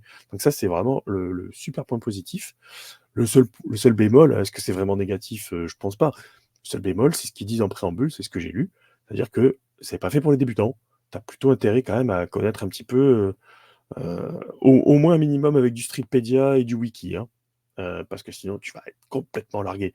Je t'avoue qu'il a fallu que j'aille quand même revoir un petit peu le wiki, parce que je suis pas spécialiste de... moi, comme je le redis régulièrement, hein, j'ai découvert la clave 6 et Anarchy, donc tout ce qui s'est passé avant, c'est un petit peu compliqué des fois, donc un petit coup de wiki, ça fait du bien, hein. Parce que... Et puis surtout dans la gamme héritage, c'est vrai que j'en parle jamais trop, mais un de ces jours, il faudra que j'en reparle. La gamme héritage qui, pour le coup, par contre, est vendue 10 balles, hein, en PDF par Black Book, pour les négociations avec l'éditeur, mais c'est tout un travail de traduction amateur par la sauce Ombre Portée V2. Donc voilà, il y a quand même beaucoup de fans qui s'amusent à traduire, et il y a 3 suppléments qui sont concentrés sur Denver, qui sont disponibles et que je vous conseille fortement si vous voulez pas trop être largo et puis vous servir de choses. Parce que moi, je mets un gros point négatif sur ce supplément, c'est qu'il n'y a pas de carte. J'ai pas de carte de Denver et des environs, les différents endroits où ça se situe. Alors peut-être que c'est dans d'autres suppléments auparavant, certainement, mais dans celui-là, ça y est pas. Et je trouvais ça dommage parce que tu les avais dans les autres. Tu avais des plans, etc. Là, il n'y avait pas. Donc c'est un petit peu ça m'a un peu chafouiné, comme on dit. Voilà. Après, sinon, bah écoute, ça reste du Shadowrun. C'est une gamme qui est toujours aussi excellente, même sur des suppléments auxquels je m'attendais pas, tu vois. Genre le recueil sur les armes, qui en fait était vraiment, vraiment très bien. Donc très bonne campagne, pas faite pour des débutants, je le redis, hein, désolé, je radote avec l'âge. Mais en tout cas, voilà, ça va vous amener quand même à des sacrés choix, et surtout, vous aurez à la fin le sentiment du devoir accompli, parce que vous faites quand même déjà un grand pas dans la connaissance de ce qui se passe en coulisses. Vous avez des billes sur une des plus grosses méga-corpos du jeu quand même, hein. Je vais pas vous la citer, je vais pas vous dire qui c'est, mais vous aurez de grosses billes, et pas que vous, hein. Donc il y a de quoi faire vaciller quand même pas mal d'éléments de tout le métaplot, et surtout, comme je vous dis, hein, vous allez enfin comprendre les métaplans et la secte nulle. Et c'est pas peu dire, hein, parce qu'on pensait qu'avec les insectes, on avait déjà tout vu avec les ruches, mais là, ça prend encore une autre dimension, quoi. Donc c'est du tout bon, très beau boulot. Je pense que la semaine prochaine, si je peux, ou dans 2 semaines, je ferai le compagnon, hein, qui était sorti quasiment en même temps, qui là pour le coup est vraiment plus orienté règle. Donc voilà pour moi, présentation du 3e parallèle. Je fais pas plus parce que c'est une campagne, je vais pas vous raconter tout ce qui s'y passe non plus, quoi. Ce sera pas dommage. Non, nous spoil pas trop, s'il te plaît. Voilà, c'est ça. En tout cas, merci beaucoup pour ce retour. Je t'en prie. Alors, on regarde rapidement les commentaires.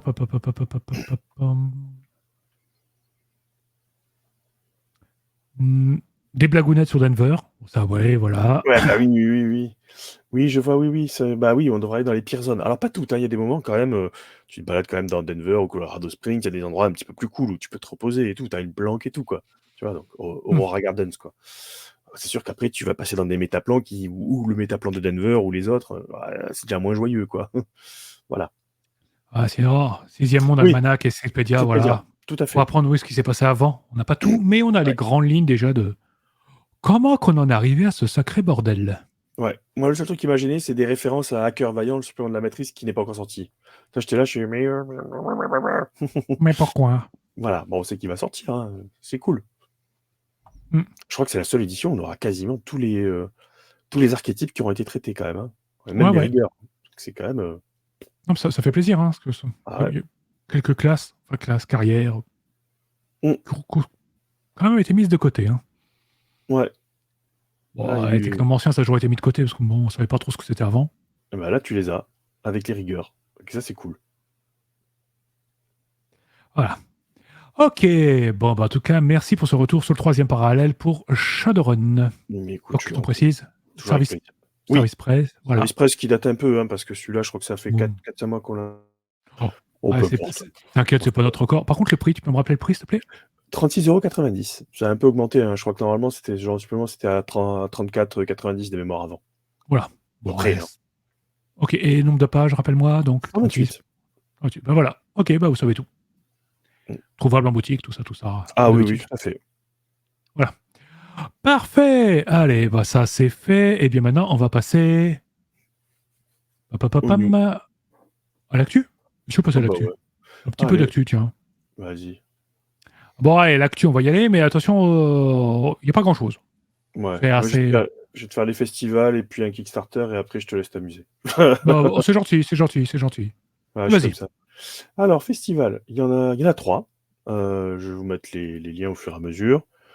Alors, premièrement, vous avez les rencontres rôlistes de Polytechnique, de l'X. Hum. Déjà, c'est ce week-end. Voilà le lien. J'ai pas mis l'affiche parce que moi, les images en IA, vous savez ce que j'en pense. Voilà, donc bah écoute, en tout cas, c'est la 26e édition des rencontres rôlistes. C'est quand même pas mal, hein. Donc tu Hum. auras des murders, des rondes de jeux de rôle carrément, des conférences et tout. Buvette 24 heures sur 24, jusqu'à ce que mort s'en suive pour ceux qui font le service. Entrée gratuite pour les MJ, 5 € le jour même ou 3 € si tu le prends avant. Escape game, c'est 7 balles en plus. Ça va, hein. Et tu Ouais, as des ça tournois va. de jeux de société, donc franchement. Donc ça se passe ce week-end à Polytechnique. Voilà, super cool. Ensuite, ça c'est un petit peu plus mon chouchou, parce que c'est une assoce tour de jeu, qu'elle s'appelle l'association. Donc ça va se passer ce week-end, donc samedi 17, dimanche 28, et c'est à Istres en Provence, dans les Bouches-du-Rhône. Ah, d'accord. Donc j'étais obligé de vous en parler, d'accord? Parce que c'est là où je suis né. Voilà, ça vous savez Oh. tout. Je suis né à Istres. Donc vous êtes obligé d'aller faire un tour là-bas si vous êtes dans le coin. Si vous n'êtes pas dans le coin, de toute façon, vous y allez quand même. Hein, voilà. Mhm. Non, c'est quand même voilà, un beau festival. Je crois qu'ils en sont à 9 ou 10 éditions, je sais plus. Donc ça commence à être pas mal. Et pareil, des tournois, jeux de société, jeux de rôle, etc. Enfin, il y a de tout.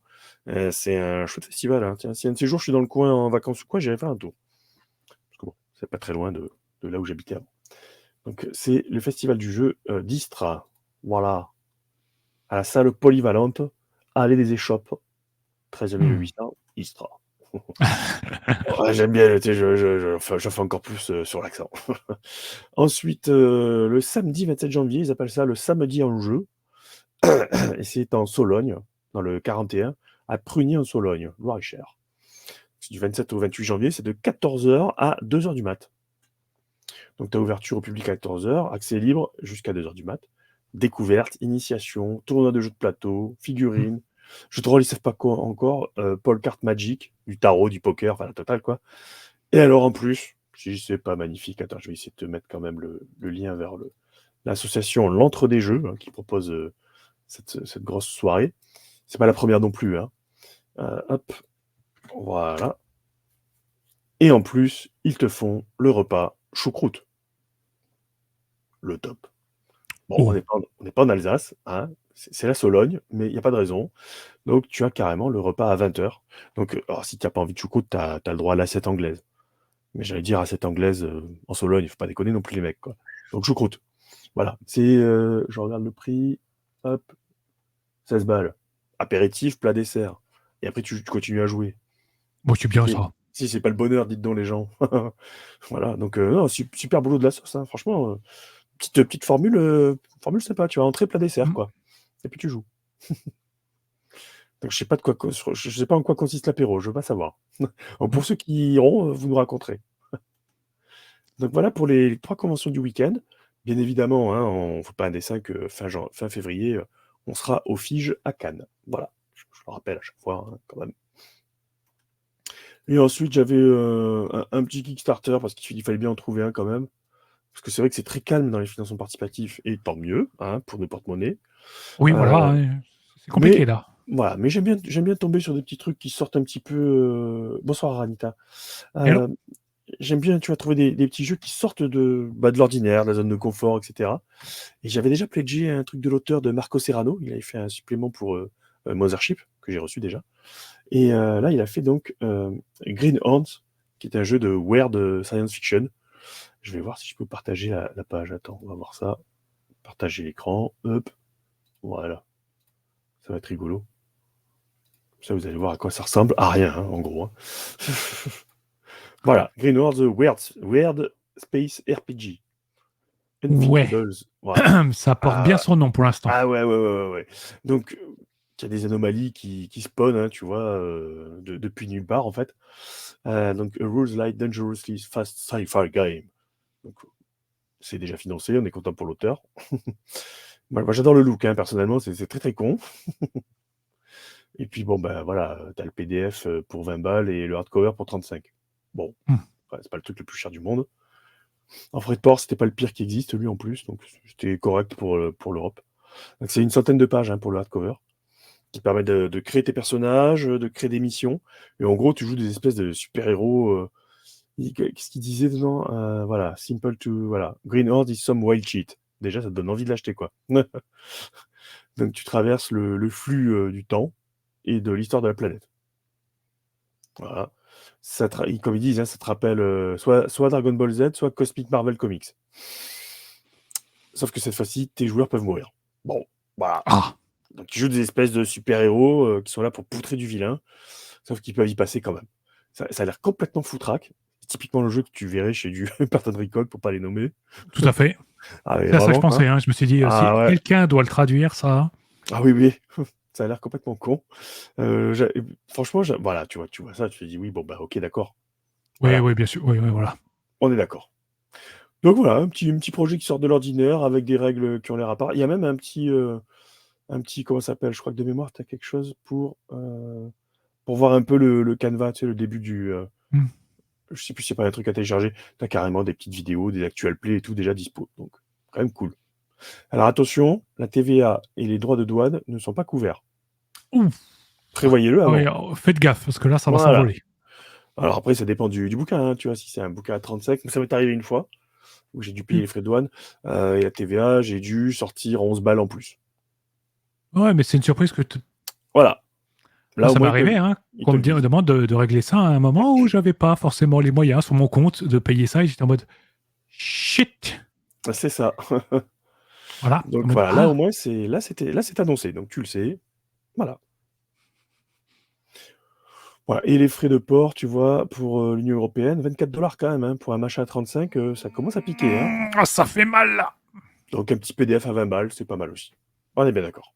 Ouais. Ouais, si tu as envie de faire ça, en tout cas. Mais voilà, c'était pour sortir un petit peu, comme je te disais, hein, de ce qu'on a Ouais, l'habitude de voir, etc. ouais, Donc, c'est bien. soyons fous. Voilà, c'est bien, c'est rafraîchissant. C'est pas un des dessins claiques again. Ouais.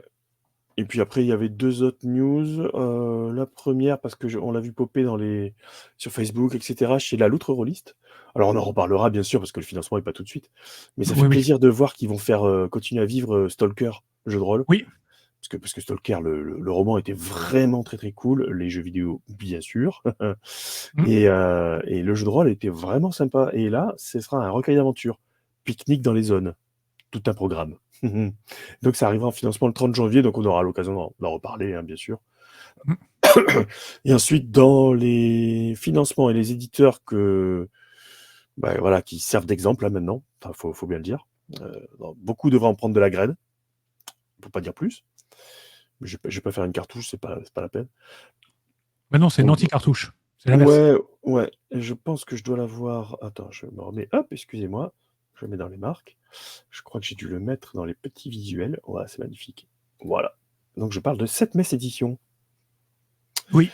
Qui nous ont sorti donc tout leur rétro-planning de 2024. Donc en janvier, on aura déjà en PDF un scénario qui s'appelle Avant la tempête. Ensuite, on a la configuration Gang du Karst, un financement participatif en mars pour le recueil de configuration et de scénario pour NOC. Donc il y aura un suivi pour la gamme en financement.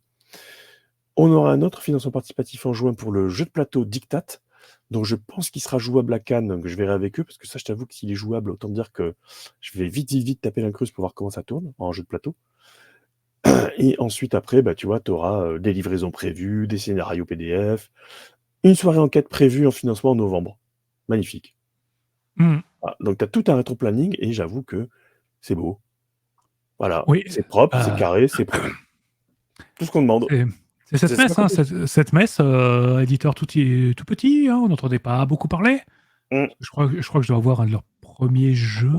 Dans cette messe, ils avaient fait quoi? Non, ils ont fait que ça. Ils confondent peut-être avec autre chose. Kémy, et puis Aventure dans le monde intérieur, c'était eux. C'est ça. Donc Kémy, je l'ai. Wow, c'était un petit jeu, c'était rigolo et tout. Mais bon, Nock est arrivé, et d'un coup, l'éditeur s'est posé comme un... Voilà comment on fait, voilà ce que c'est d'être pro, en fait, dans un petit milieu. Ouais. Et puis, Ça surprend, hein. On ce n'est que pas tu habitué, disais, hein. Aventure dans la Terre intérieure, je crois, c'est ça, ouais. Avec les almanachs aventuriens, c'est eux. Ah, c'était ok. Mm. En tout cas, bref, Nock, incroyable. C'est qu'on avait parlé que du livre de base à l'époque avec Mehdi. Il faudrait peut-être que je me penche un petit peu sur le reste de la gamme qui est à côté. Hein. J'ai lu, mais j'ai pas fait jouer.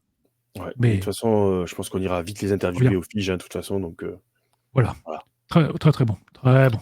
Voilà pour moi. Donc là, on a un éditeur qui a fait un super taf. J'ai envie de parler d'un éditeur qui a pas fait un super taf. À mon tour. Tu veux que je te mette le générique ou c'est pas la peine? Oh, si tu veux, voilà, c'est traditionnel. Allez. Est-ce que je l'ai mis? Oh putain, ah si, il est là.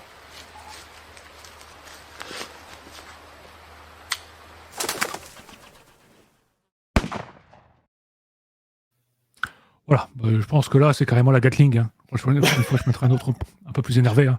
Tu vois, le film Predator, quand ils sont en train d'azmater la forêt, il y a une attaque et ils sont en train de détruire la forêt parce qu'ils sont persuadés d'avoir vu quelque chose. Je pense que ce sera ça, la prochaine fois. Bon, alors, en tout cas, j'ai envie de parler d'un financement qui est en ce moment, d'un financement que j'attendais énormément et j'assiste peut-être pour moi à l'un des pires ratages, franchement, depuis un an.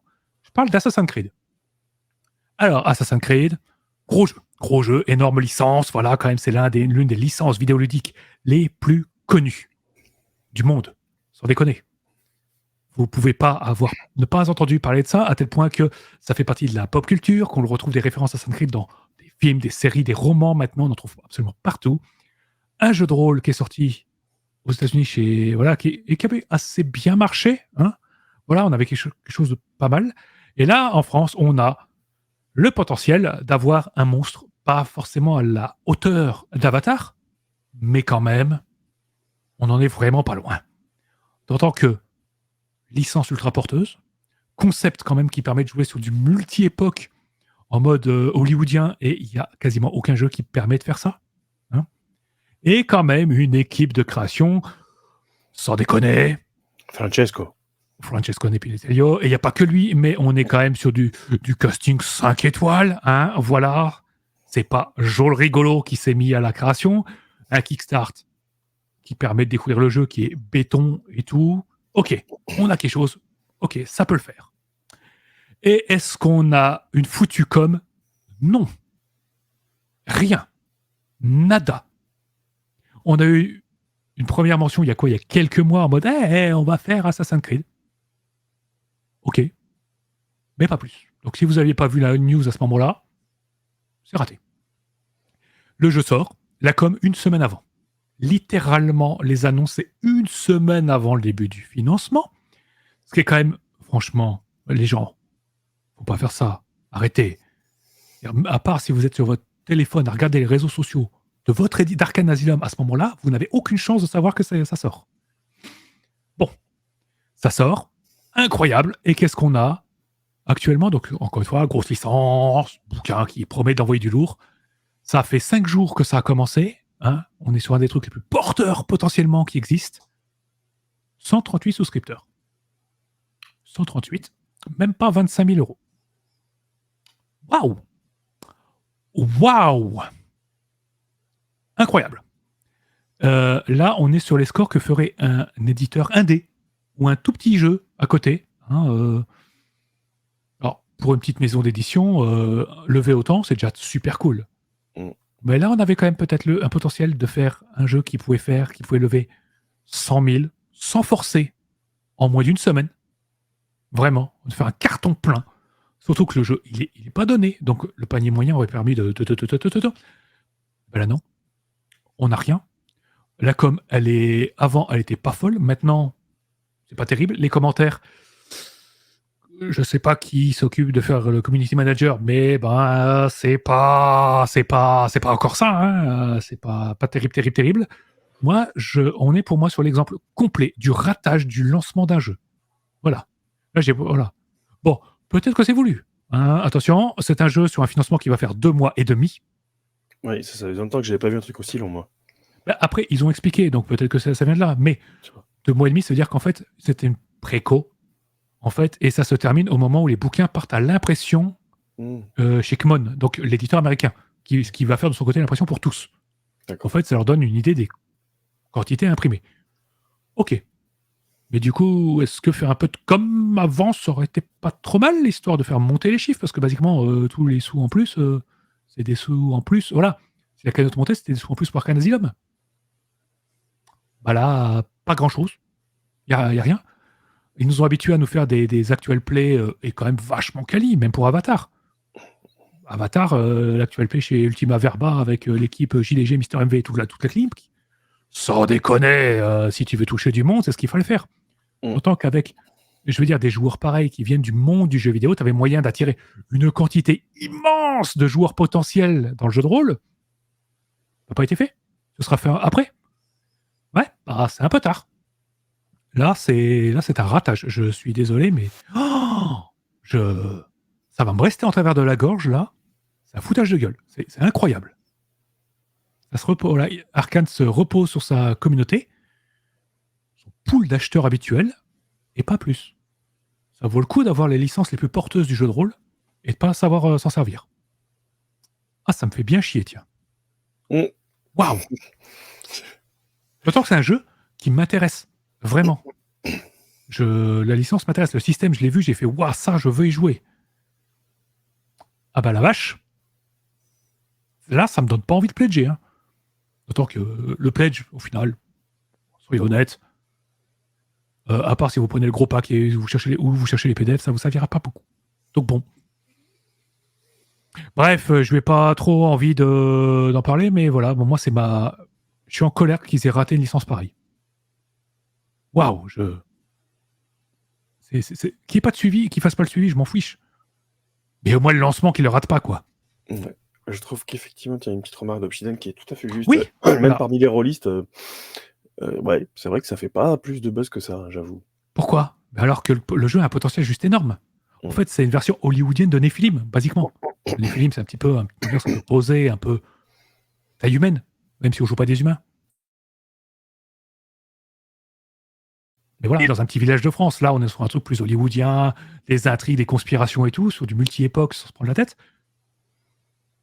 Il n'y a aucun jeu qui permet de faire ça. Il le fait. Bon, bref, j'en ai marre, je vais arrêter de parler de ça, parce que sinon, je vais faire une cartouche, ce sera vraiment, là, je vais attaquer au canon 88. Voilà. C'est vrai que moi, je regarde ça, par contre, d'un petit peu plus loin, parce que déjà, bon, moi, le jeu vidéo, j'ai jamais été fan de la licence. Ça, voilà, sans plus. Donc, le jeu de rôle, du coup, pareil. Donc, je t'avoue que je regarde ça d'un œil un peu lointain, j'avouerai. Sans honte. Ouais. Non, mais je comprends, je comprends aussi que, ouais, putain, tu dis, quand même, comme tu dis, hein, un bon petit actual play que tu tournes, même si tu le diffuses une semaine après, c'est pas grave, mais comment il soit déjà en boîte, tu vois. Bah, au moins qu'il y ait une com en boîte, regardez, un actual play et tout, voilà, là c'est flou, il n'y a rien. Il n'y a pas de communication. Les réseaux, on n'a rien, mais rien de rien. Game on Tabletop le met en avant, bah, en même temps, c'est le seul financement en ce moment, donc en ce moment, c'est le seul. De mettre c'est le seul. S'il y aurait eu de la compétition à côté, je pense que jamais on entendait parler. Hein. Et pourtant, comme on dit, hein, ben, il y avait un potentiel. Ouais, un le système, il était pas mal. Il y avait une petite. Alors, par contre, c'est des dés spéciaux, ça c'était un petit peu chiant, mais une notion un petit peu moderne où en fait, c'est le fait de pouvoir choisir son approche et tout. Il y a des idées intéressantes. Le fait de pouvoir jouer à deux époques en même temps, parce que tu joues à l'ère moderne et tu joues les souvenirs et tout. Il y a un super concept. Le système, voilà, il tourne. Là, je vais le tester bientôt en live. À la lecture, c'est bon. Franchement, c'est bon. Mais bon, après, ouais, en plus, il y a des spéciaux, c'est un peu chiant. D'autant que même quand tu prends la collector, tu n'as qu'un seul set de dés. Et quand on a joué à Star Wars, on sait qu'un seul set de dés. Voilà. On risque quand même. Ouais, c'est sûr que ça risque. On risque d'être sur un des jeux les plus chers du marché. Oui, c'est vrai. Bon, après, le livre de base, il fait que 35 balles. C'est pas le livre de base tout seul, c'est pas cher. Ben voilà. Oui, mais c'est toujours pareil dans le jeu vidéo, oui, je suis d'accord. Après, le principe du jeu vidéo, c'est que tu joues un assassin qui tue des gens et tout.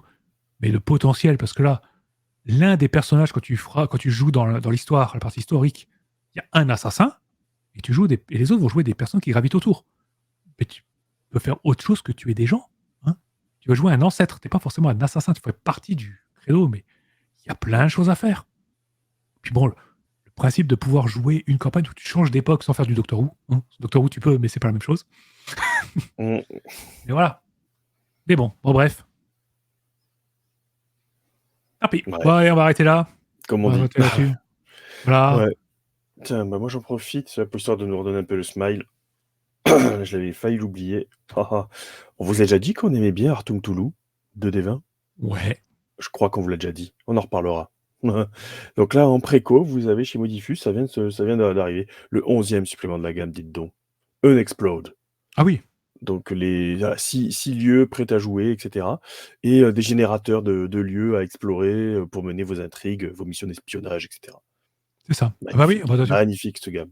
Incroyable. Et très bien, de toute façon, on va en parler bientôt. Hein. Pareil, un truc, une actu qui est arrivée cette semaine, j'en ai pas parlé, mais The Old World, Cubicle 7 annonce The Old World. Ah oui. Alors, pour savoir ce qu'est The Old World, il faut un peu comprendre le concept du jeu de figurines chez Game Workshop, c'est un peu le bordel. Il y avait Warhammer Battle, hein, le jeu dont est tiré, le jeu de rôle, que je pense que tout le monde a joué au moins une fois dans sa vie, tellement on nous spam avec ce jeu, voilà. Et en jeu de figurines, ce jeu, il s'est arrêté il y a plus d'une dizaine d'années, fin de l'histoire. On passe à autre chose, on passe à un autre jeu qui s'appelle Age of Sigmar, qui est une sorte de suite ultra high fantasy. Ok, pas de souci. Actuellement, jeu de rôle, il y a les deux. Warhammer Fantasy et Warhammer Age of Sigmar, deux gammes qui continuent, pas de souci. Games Workshop, niveau figurines, s'est dit, tiens, les vieux de la vieille, qui n'ont pas envie de passer Age of Sigmar, ils aimeraient bien revenir aux vieilles figurines, aux vieilles règles de Warhammer. Pas de problème, je vous ressors un jeu qui s'appelle The Old World, où vous allez pouvoir jouer des armées tirées du vieil univers Warhammer Fantasy. Voilà, on reprend les vieilles figues et tout. Simplement, ça coûtera plus cher parce que on aime la thune. Voilà.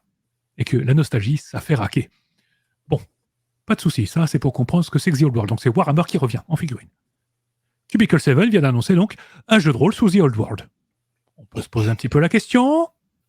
C'est quoi la différence entre Warhammer Fantasy, le jeu de rôle qui pourtant fonctionne, et The Old World qui arrive? En fait, c'est un jeu qui se passe dans le même univers, mais qui va se passer 300 ans avant. Voilà. Donc, pas la même période, c'est-à-dire moins de chaos, une période plus orientée guerre civile. La période des 3 empereurs, on sent plus dans cette ambiance-là dans l'Empire.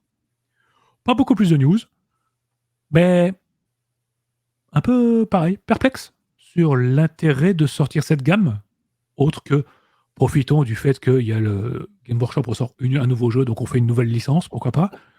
Et après on s'est posé la question, en fait, est-ce que Warhammer Fantasy, la V4, elle serait pas en fin de vie?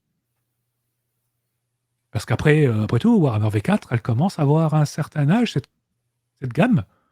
Ouais, c'est pas tant que ça, mais quand même, elle a quoi? Au moins 6 ans? Que je dise pas de bêtises, hein. Au moins à peu près. Et un nombre de suppléments qui est quand même assez violent. Vraiment, Ouais, il commence à y avoir beaucoup de choses, à tel point qu'on commence à avoir des suppléments sur des lieux, mais genre à l'autre bout du monde, on commence à avoir la lustrie et tout, donc c'est dire que l'Empire, on a fait le tour. Campagne impériale, on a tout fait. Est-ce que ce serait pas la fin? Je me pose la question, est-ce que The Old World serait pas le spin-off qui permettrait de relancer, de continuer à faire ça autrement? Ouais, ça aurait pu être un supplément, hein. Ça aurait été un supplément, ça aurait été bien. Et là, ça sera un nouveau jeu. Donc là, je suis plus perplexe. Je comprends pas trop l'intérêt. Même si comme un débile, hein, je vais sans doute le prendre juste pour voir un petit peu ce que ça a dans le ventre. Mais bref, bizarre. Voilà. De toute façon, on n'a pas de news pour l'instant. Hein. Ça a juste été annoncé cette semaine et comme d'hab, le temps que sortez ces Cubicle 7, c'est pas les plus rapides pour sortir un bouquet en physique. Ouais. Je sais de quoi je parle. Ouais, sauf pour les suppléments 5e édition qui, eux, arrivent avec la régularité d'un métronome. Incroyable. Ah bon, oui. Bon, alors, les Warhammer 40 000 et Doctor Who. Ah, prépare-toi, hein, t'as le temps. Hein. Ouais, mais parce qu'eux, ils sortent en direct en préco. Tandis que les 5e, c'est du Kickstarter. Oui, c'est du Kickstarter, donc oui, ils peuvent se permettre de sortir plus tôt. Comme j'ai dit, Jean-Marie, on ne sait pas ce qu'ils veulent faire avec cette gamme. Ouais, voilà, on ne sait pas. De toute façon, on ne sait même pas si ça va vraiment tenir, même le jeu de figurines, on ne sait pas s'il va tenir ou pas, quoi. Parce que les figues, elles sont vraiment très, très, très chères, même pour du Game Workshop. C'est cher. Voilà. Donc voilà.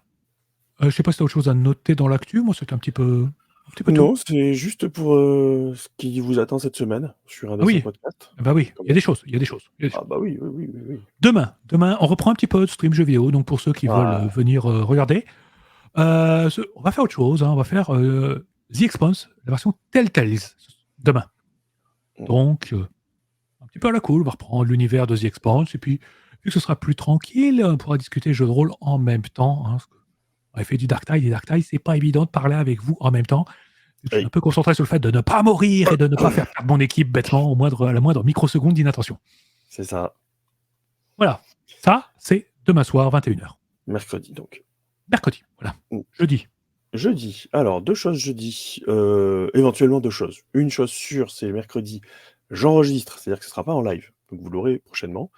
On va recevoir donc les éditions Critique Édition, qui est à la base une librairie, qui est un éditeur de littérature d'imaginaire. Donc, ça va être l'occasion de discuter de la maison elle-même, sa ligne éditoriale, les gros, tu vois, les gros best-sellers chez eux, les auteurs phares et tout, et puis le planning 2024. Et puis aussi, tu sais, j'en ai déjà parlé, ils font des BD avec les humanoïdes associés. Tu as du Laurent Genefort qui a été adapté, etc. Donc voilà, ça va être l'occasion de faire une bonne petite papote là. Donc j'essaierai de monter ça le plus vite possible pour que ce soit diffusé au plus tard lundi ou mardi prochain, tu vois, rapidement. Voilà, si tout va bien, peut-être que jeudi soir, on aura un auteur indé en interview, mais je dois finaliser ça demain. Ça va se faire à l'arrache, donc tout va bien. Vendredi, je crois que c'est peut-être toi à nouveau, peut-être nous même. Vendredi, oui, voilà, ce sera un autre jeu, il y aura du multi. Ouais. On vous garde une petite surprise, vous allez voir, on va rire très fort. Ouais, j'ai déjà fait un test, je suis déjà mort. Hein. C'était rapide. 45 secondes. C'était magnifique. Bon, je suis mort au bout de 48. Ça va. Ça va, ouais, non, ça va. Donc voilà, on va faire peut-être un jeu. Et dimanche, je dois juste caler les personnes qui seront là, mais il y aura un live. Alors, je sais pas si c'est 17h ou 18h, juste à remettre ça. Ça va être la toute première du partenariat avec le festival Étrange Grande. Voilà. Ouais. Donc, je vous annoncerai ça correctement. Donc, voilà, il y aura les collègues du festival. Et ce sera l'occasion de faire déjà un petit bilan et puis de voir ce qui vous attend pour la prochaine édition. Donc, attendez-vous à nous voir parler littérature beaucoup plus qu'avant, à partir de ce dimanche. Voilà. Donc maintenant, vous êtes au courant. Voilà. Et bien voilà. Voilà, c'était une belle actu, c'est un beau planning pour cette semaine.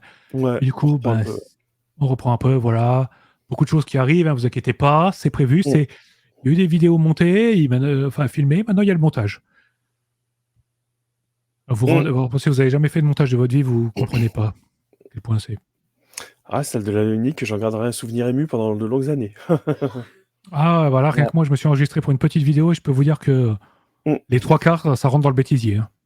Oui, on libère Fred, un grog et Oli. Ouais, non, c'est ce qui va se passer. Le grog, ça, voilà. j'aurais même pas la force d'y aller. J'aurais juste la force de me traîner jusqu'au lit. Puis vous allez voir, il va dormir dans son fauteuil.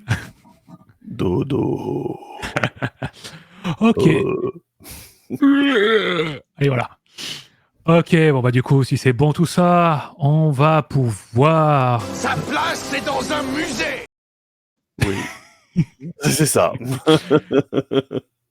Tout à fait. Du coup, on va pouvoir s'arrêter là pour ce soir. Merci à tous d'avoir été là ce soir, d'avoir échangé, on a une bonne ambiance ce soir, ça fait plaisir. Merci à tous. Ouais.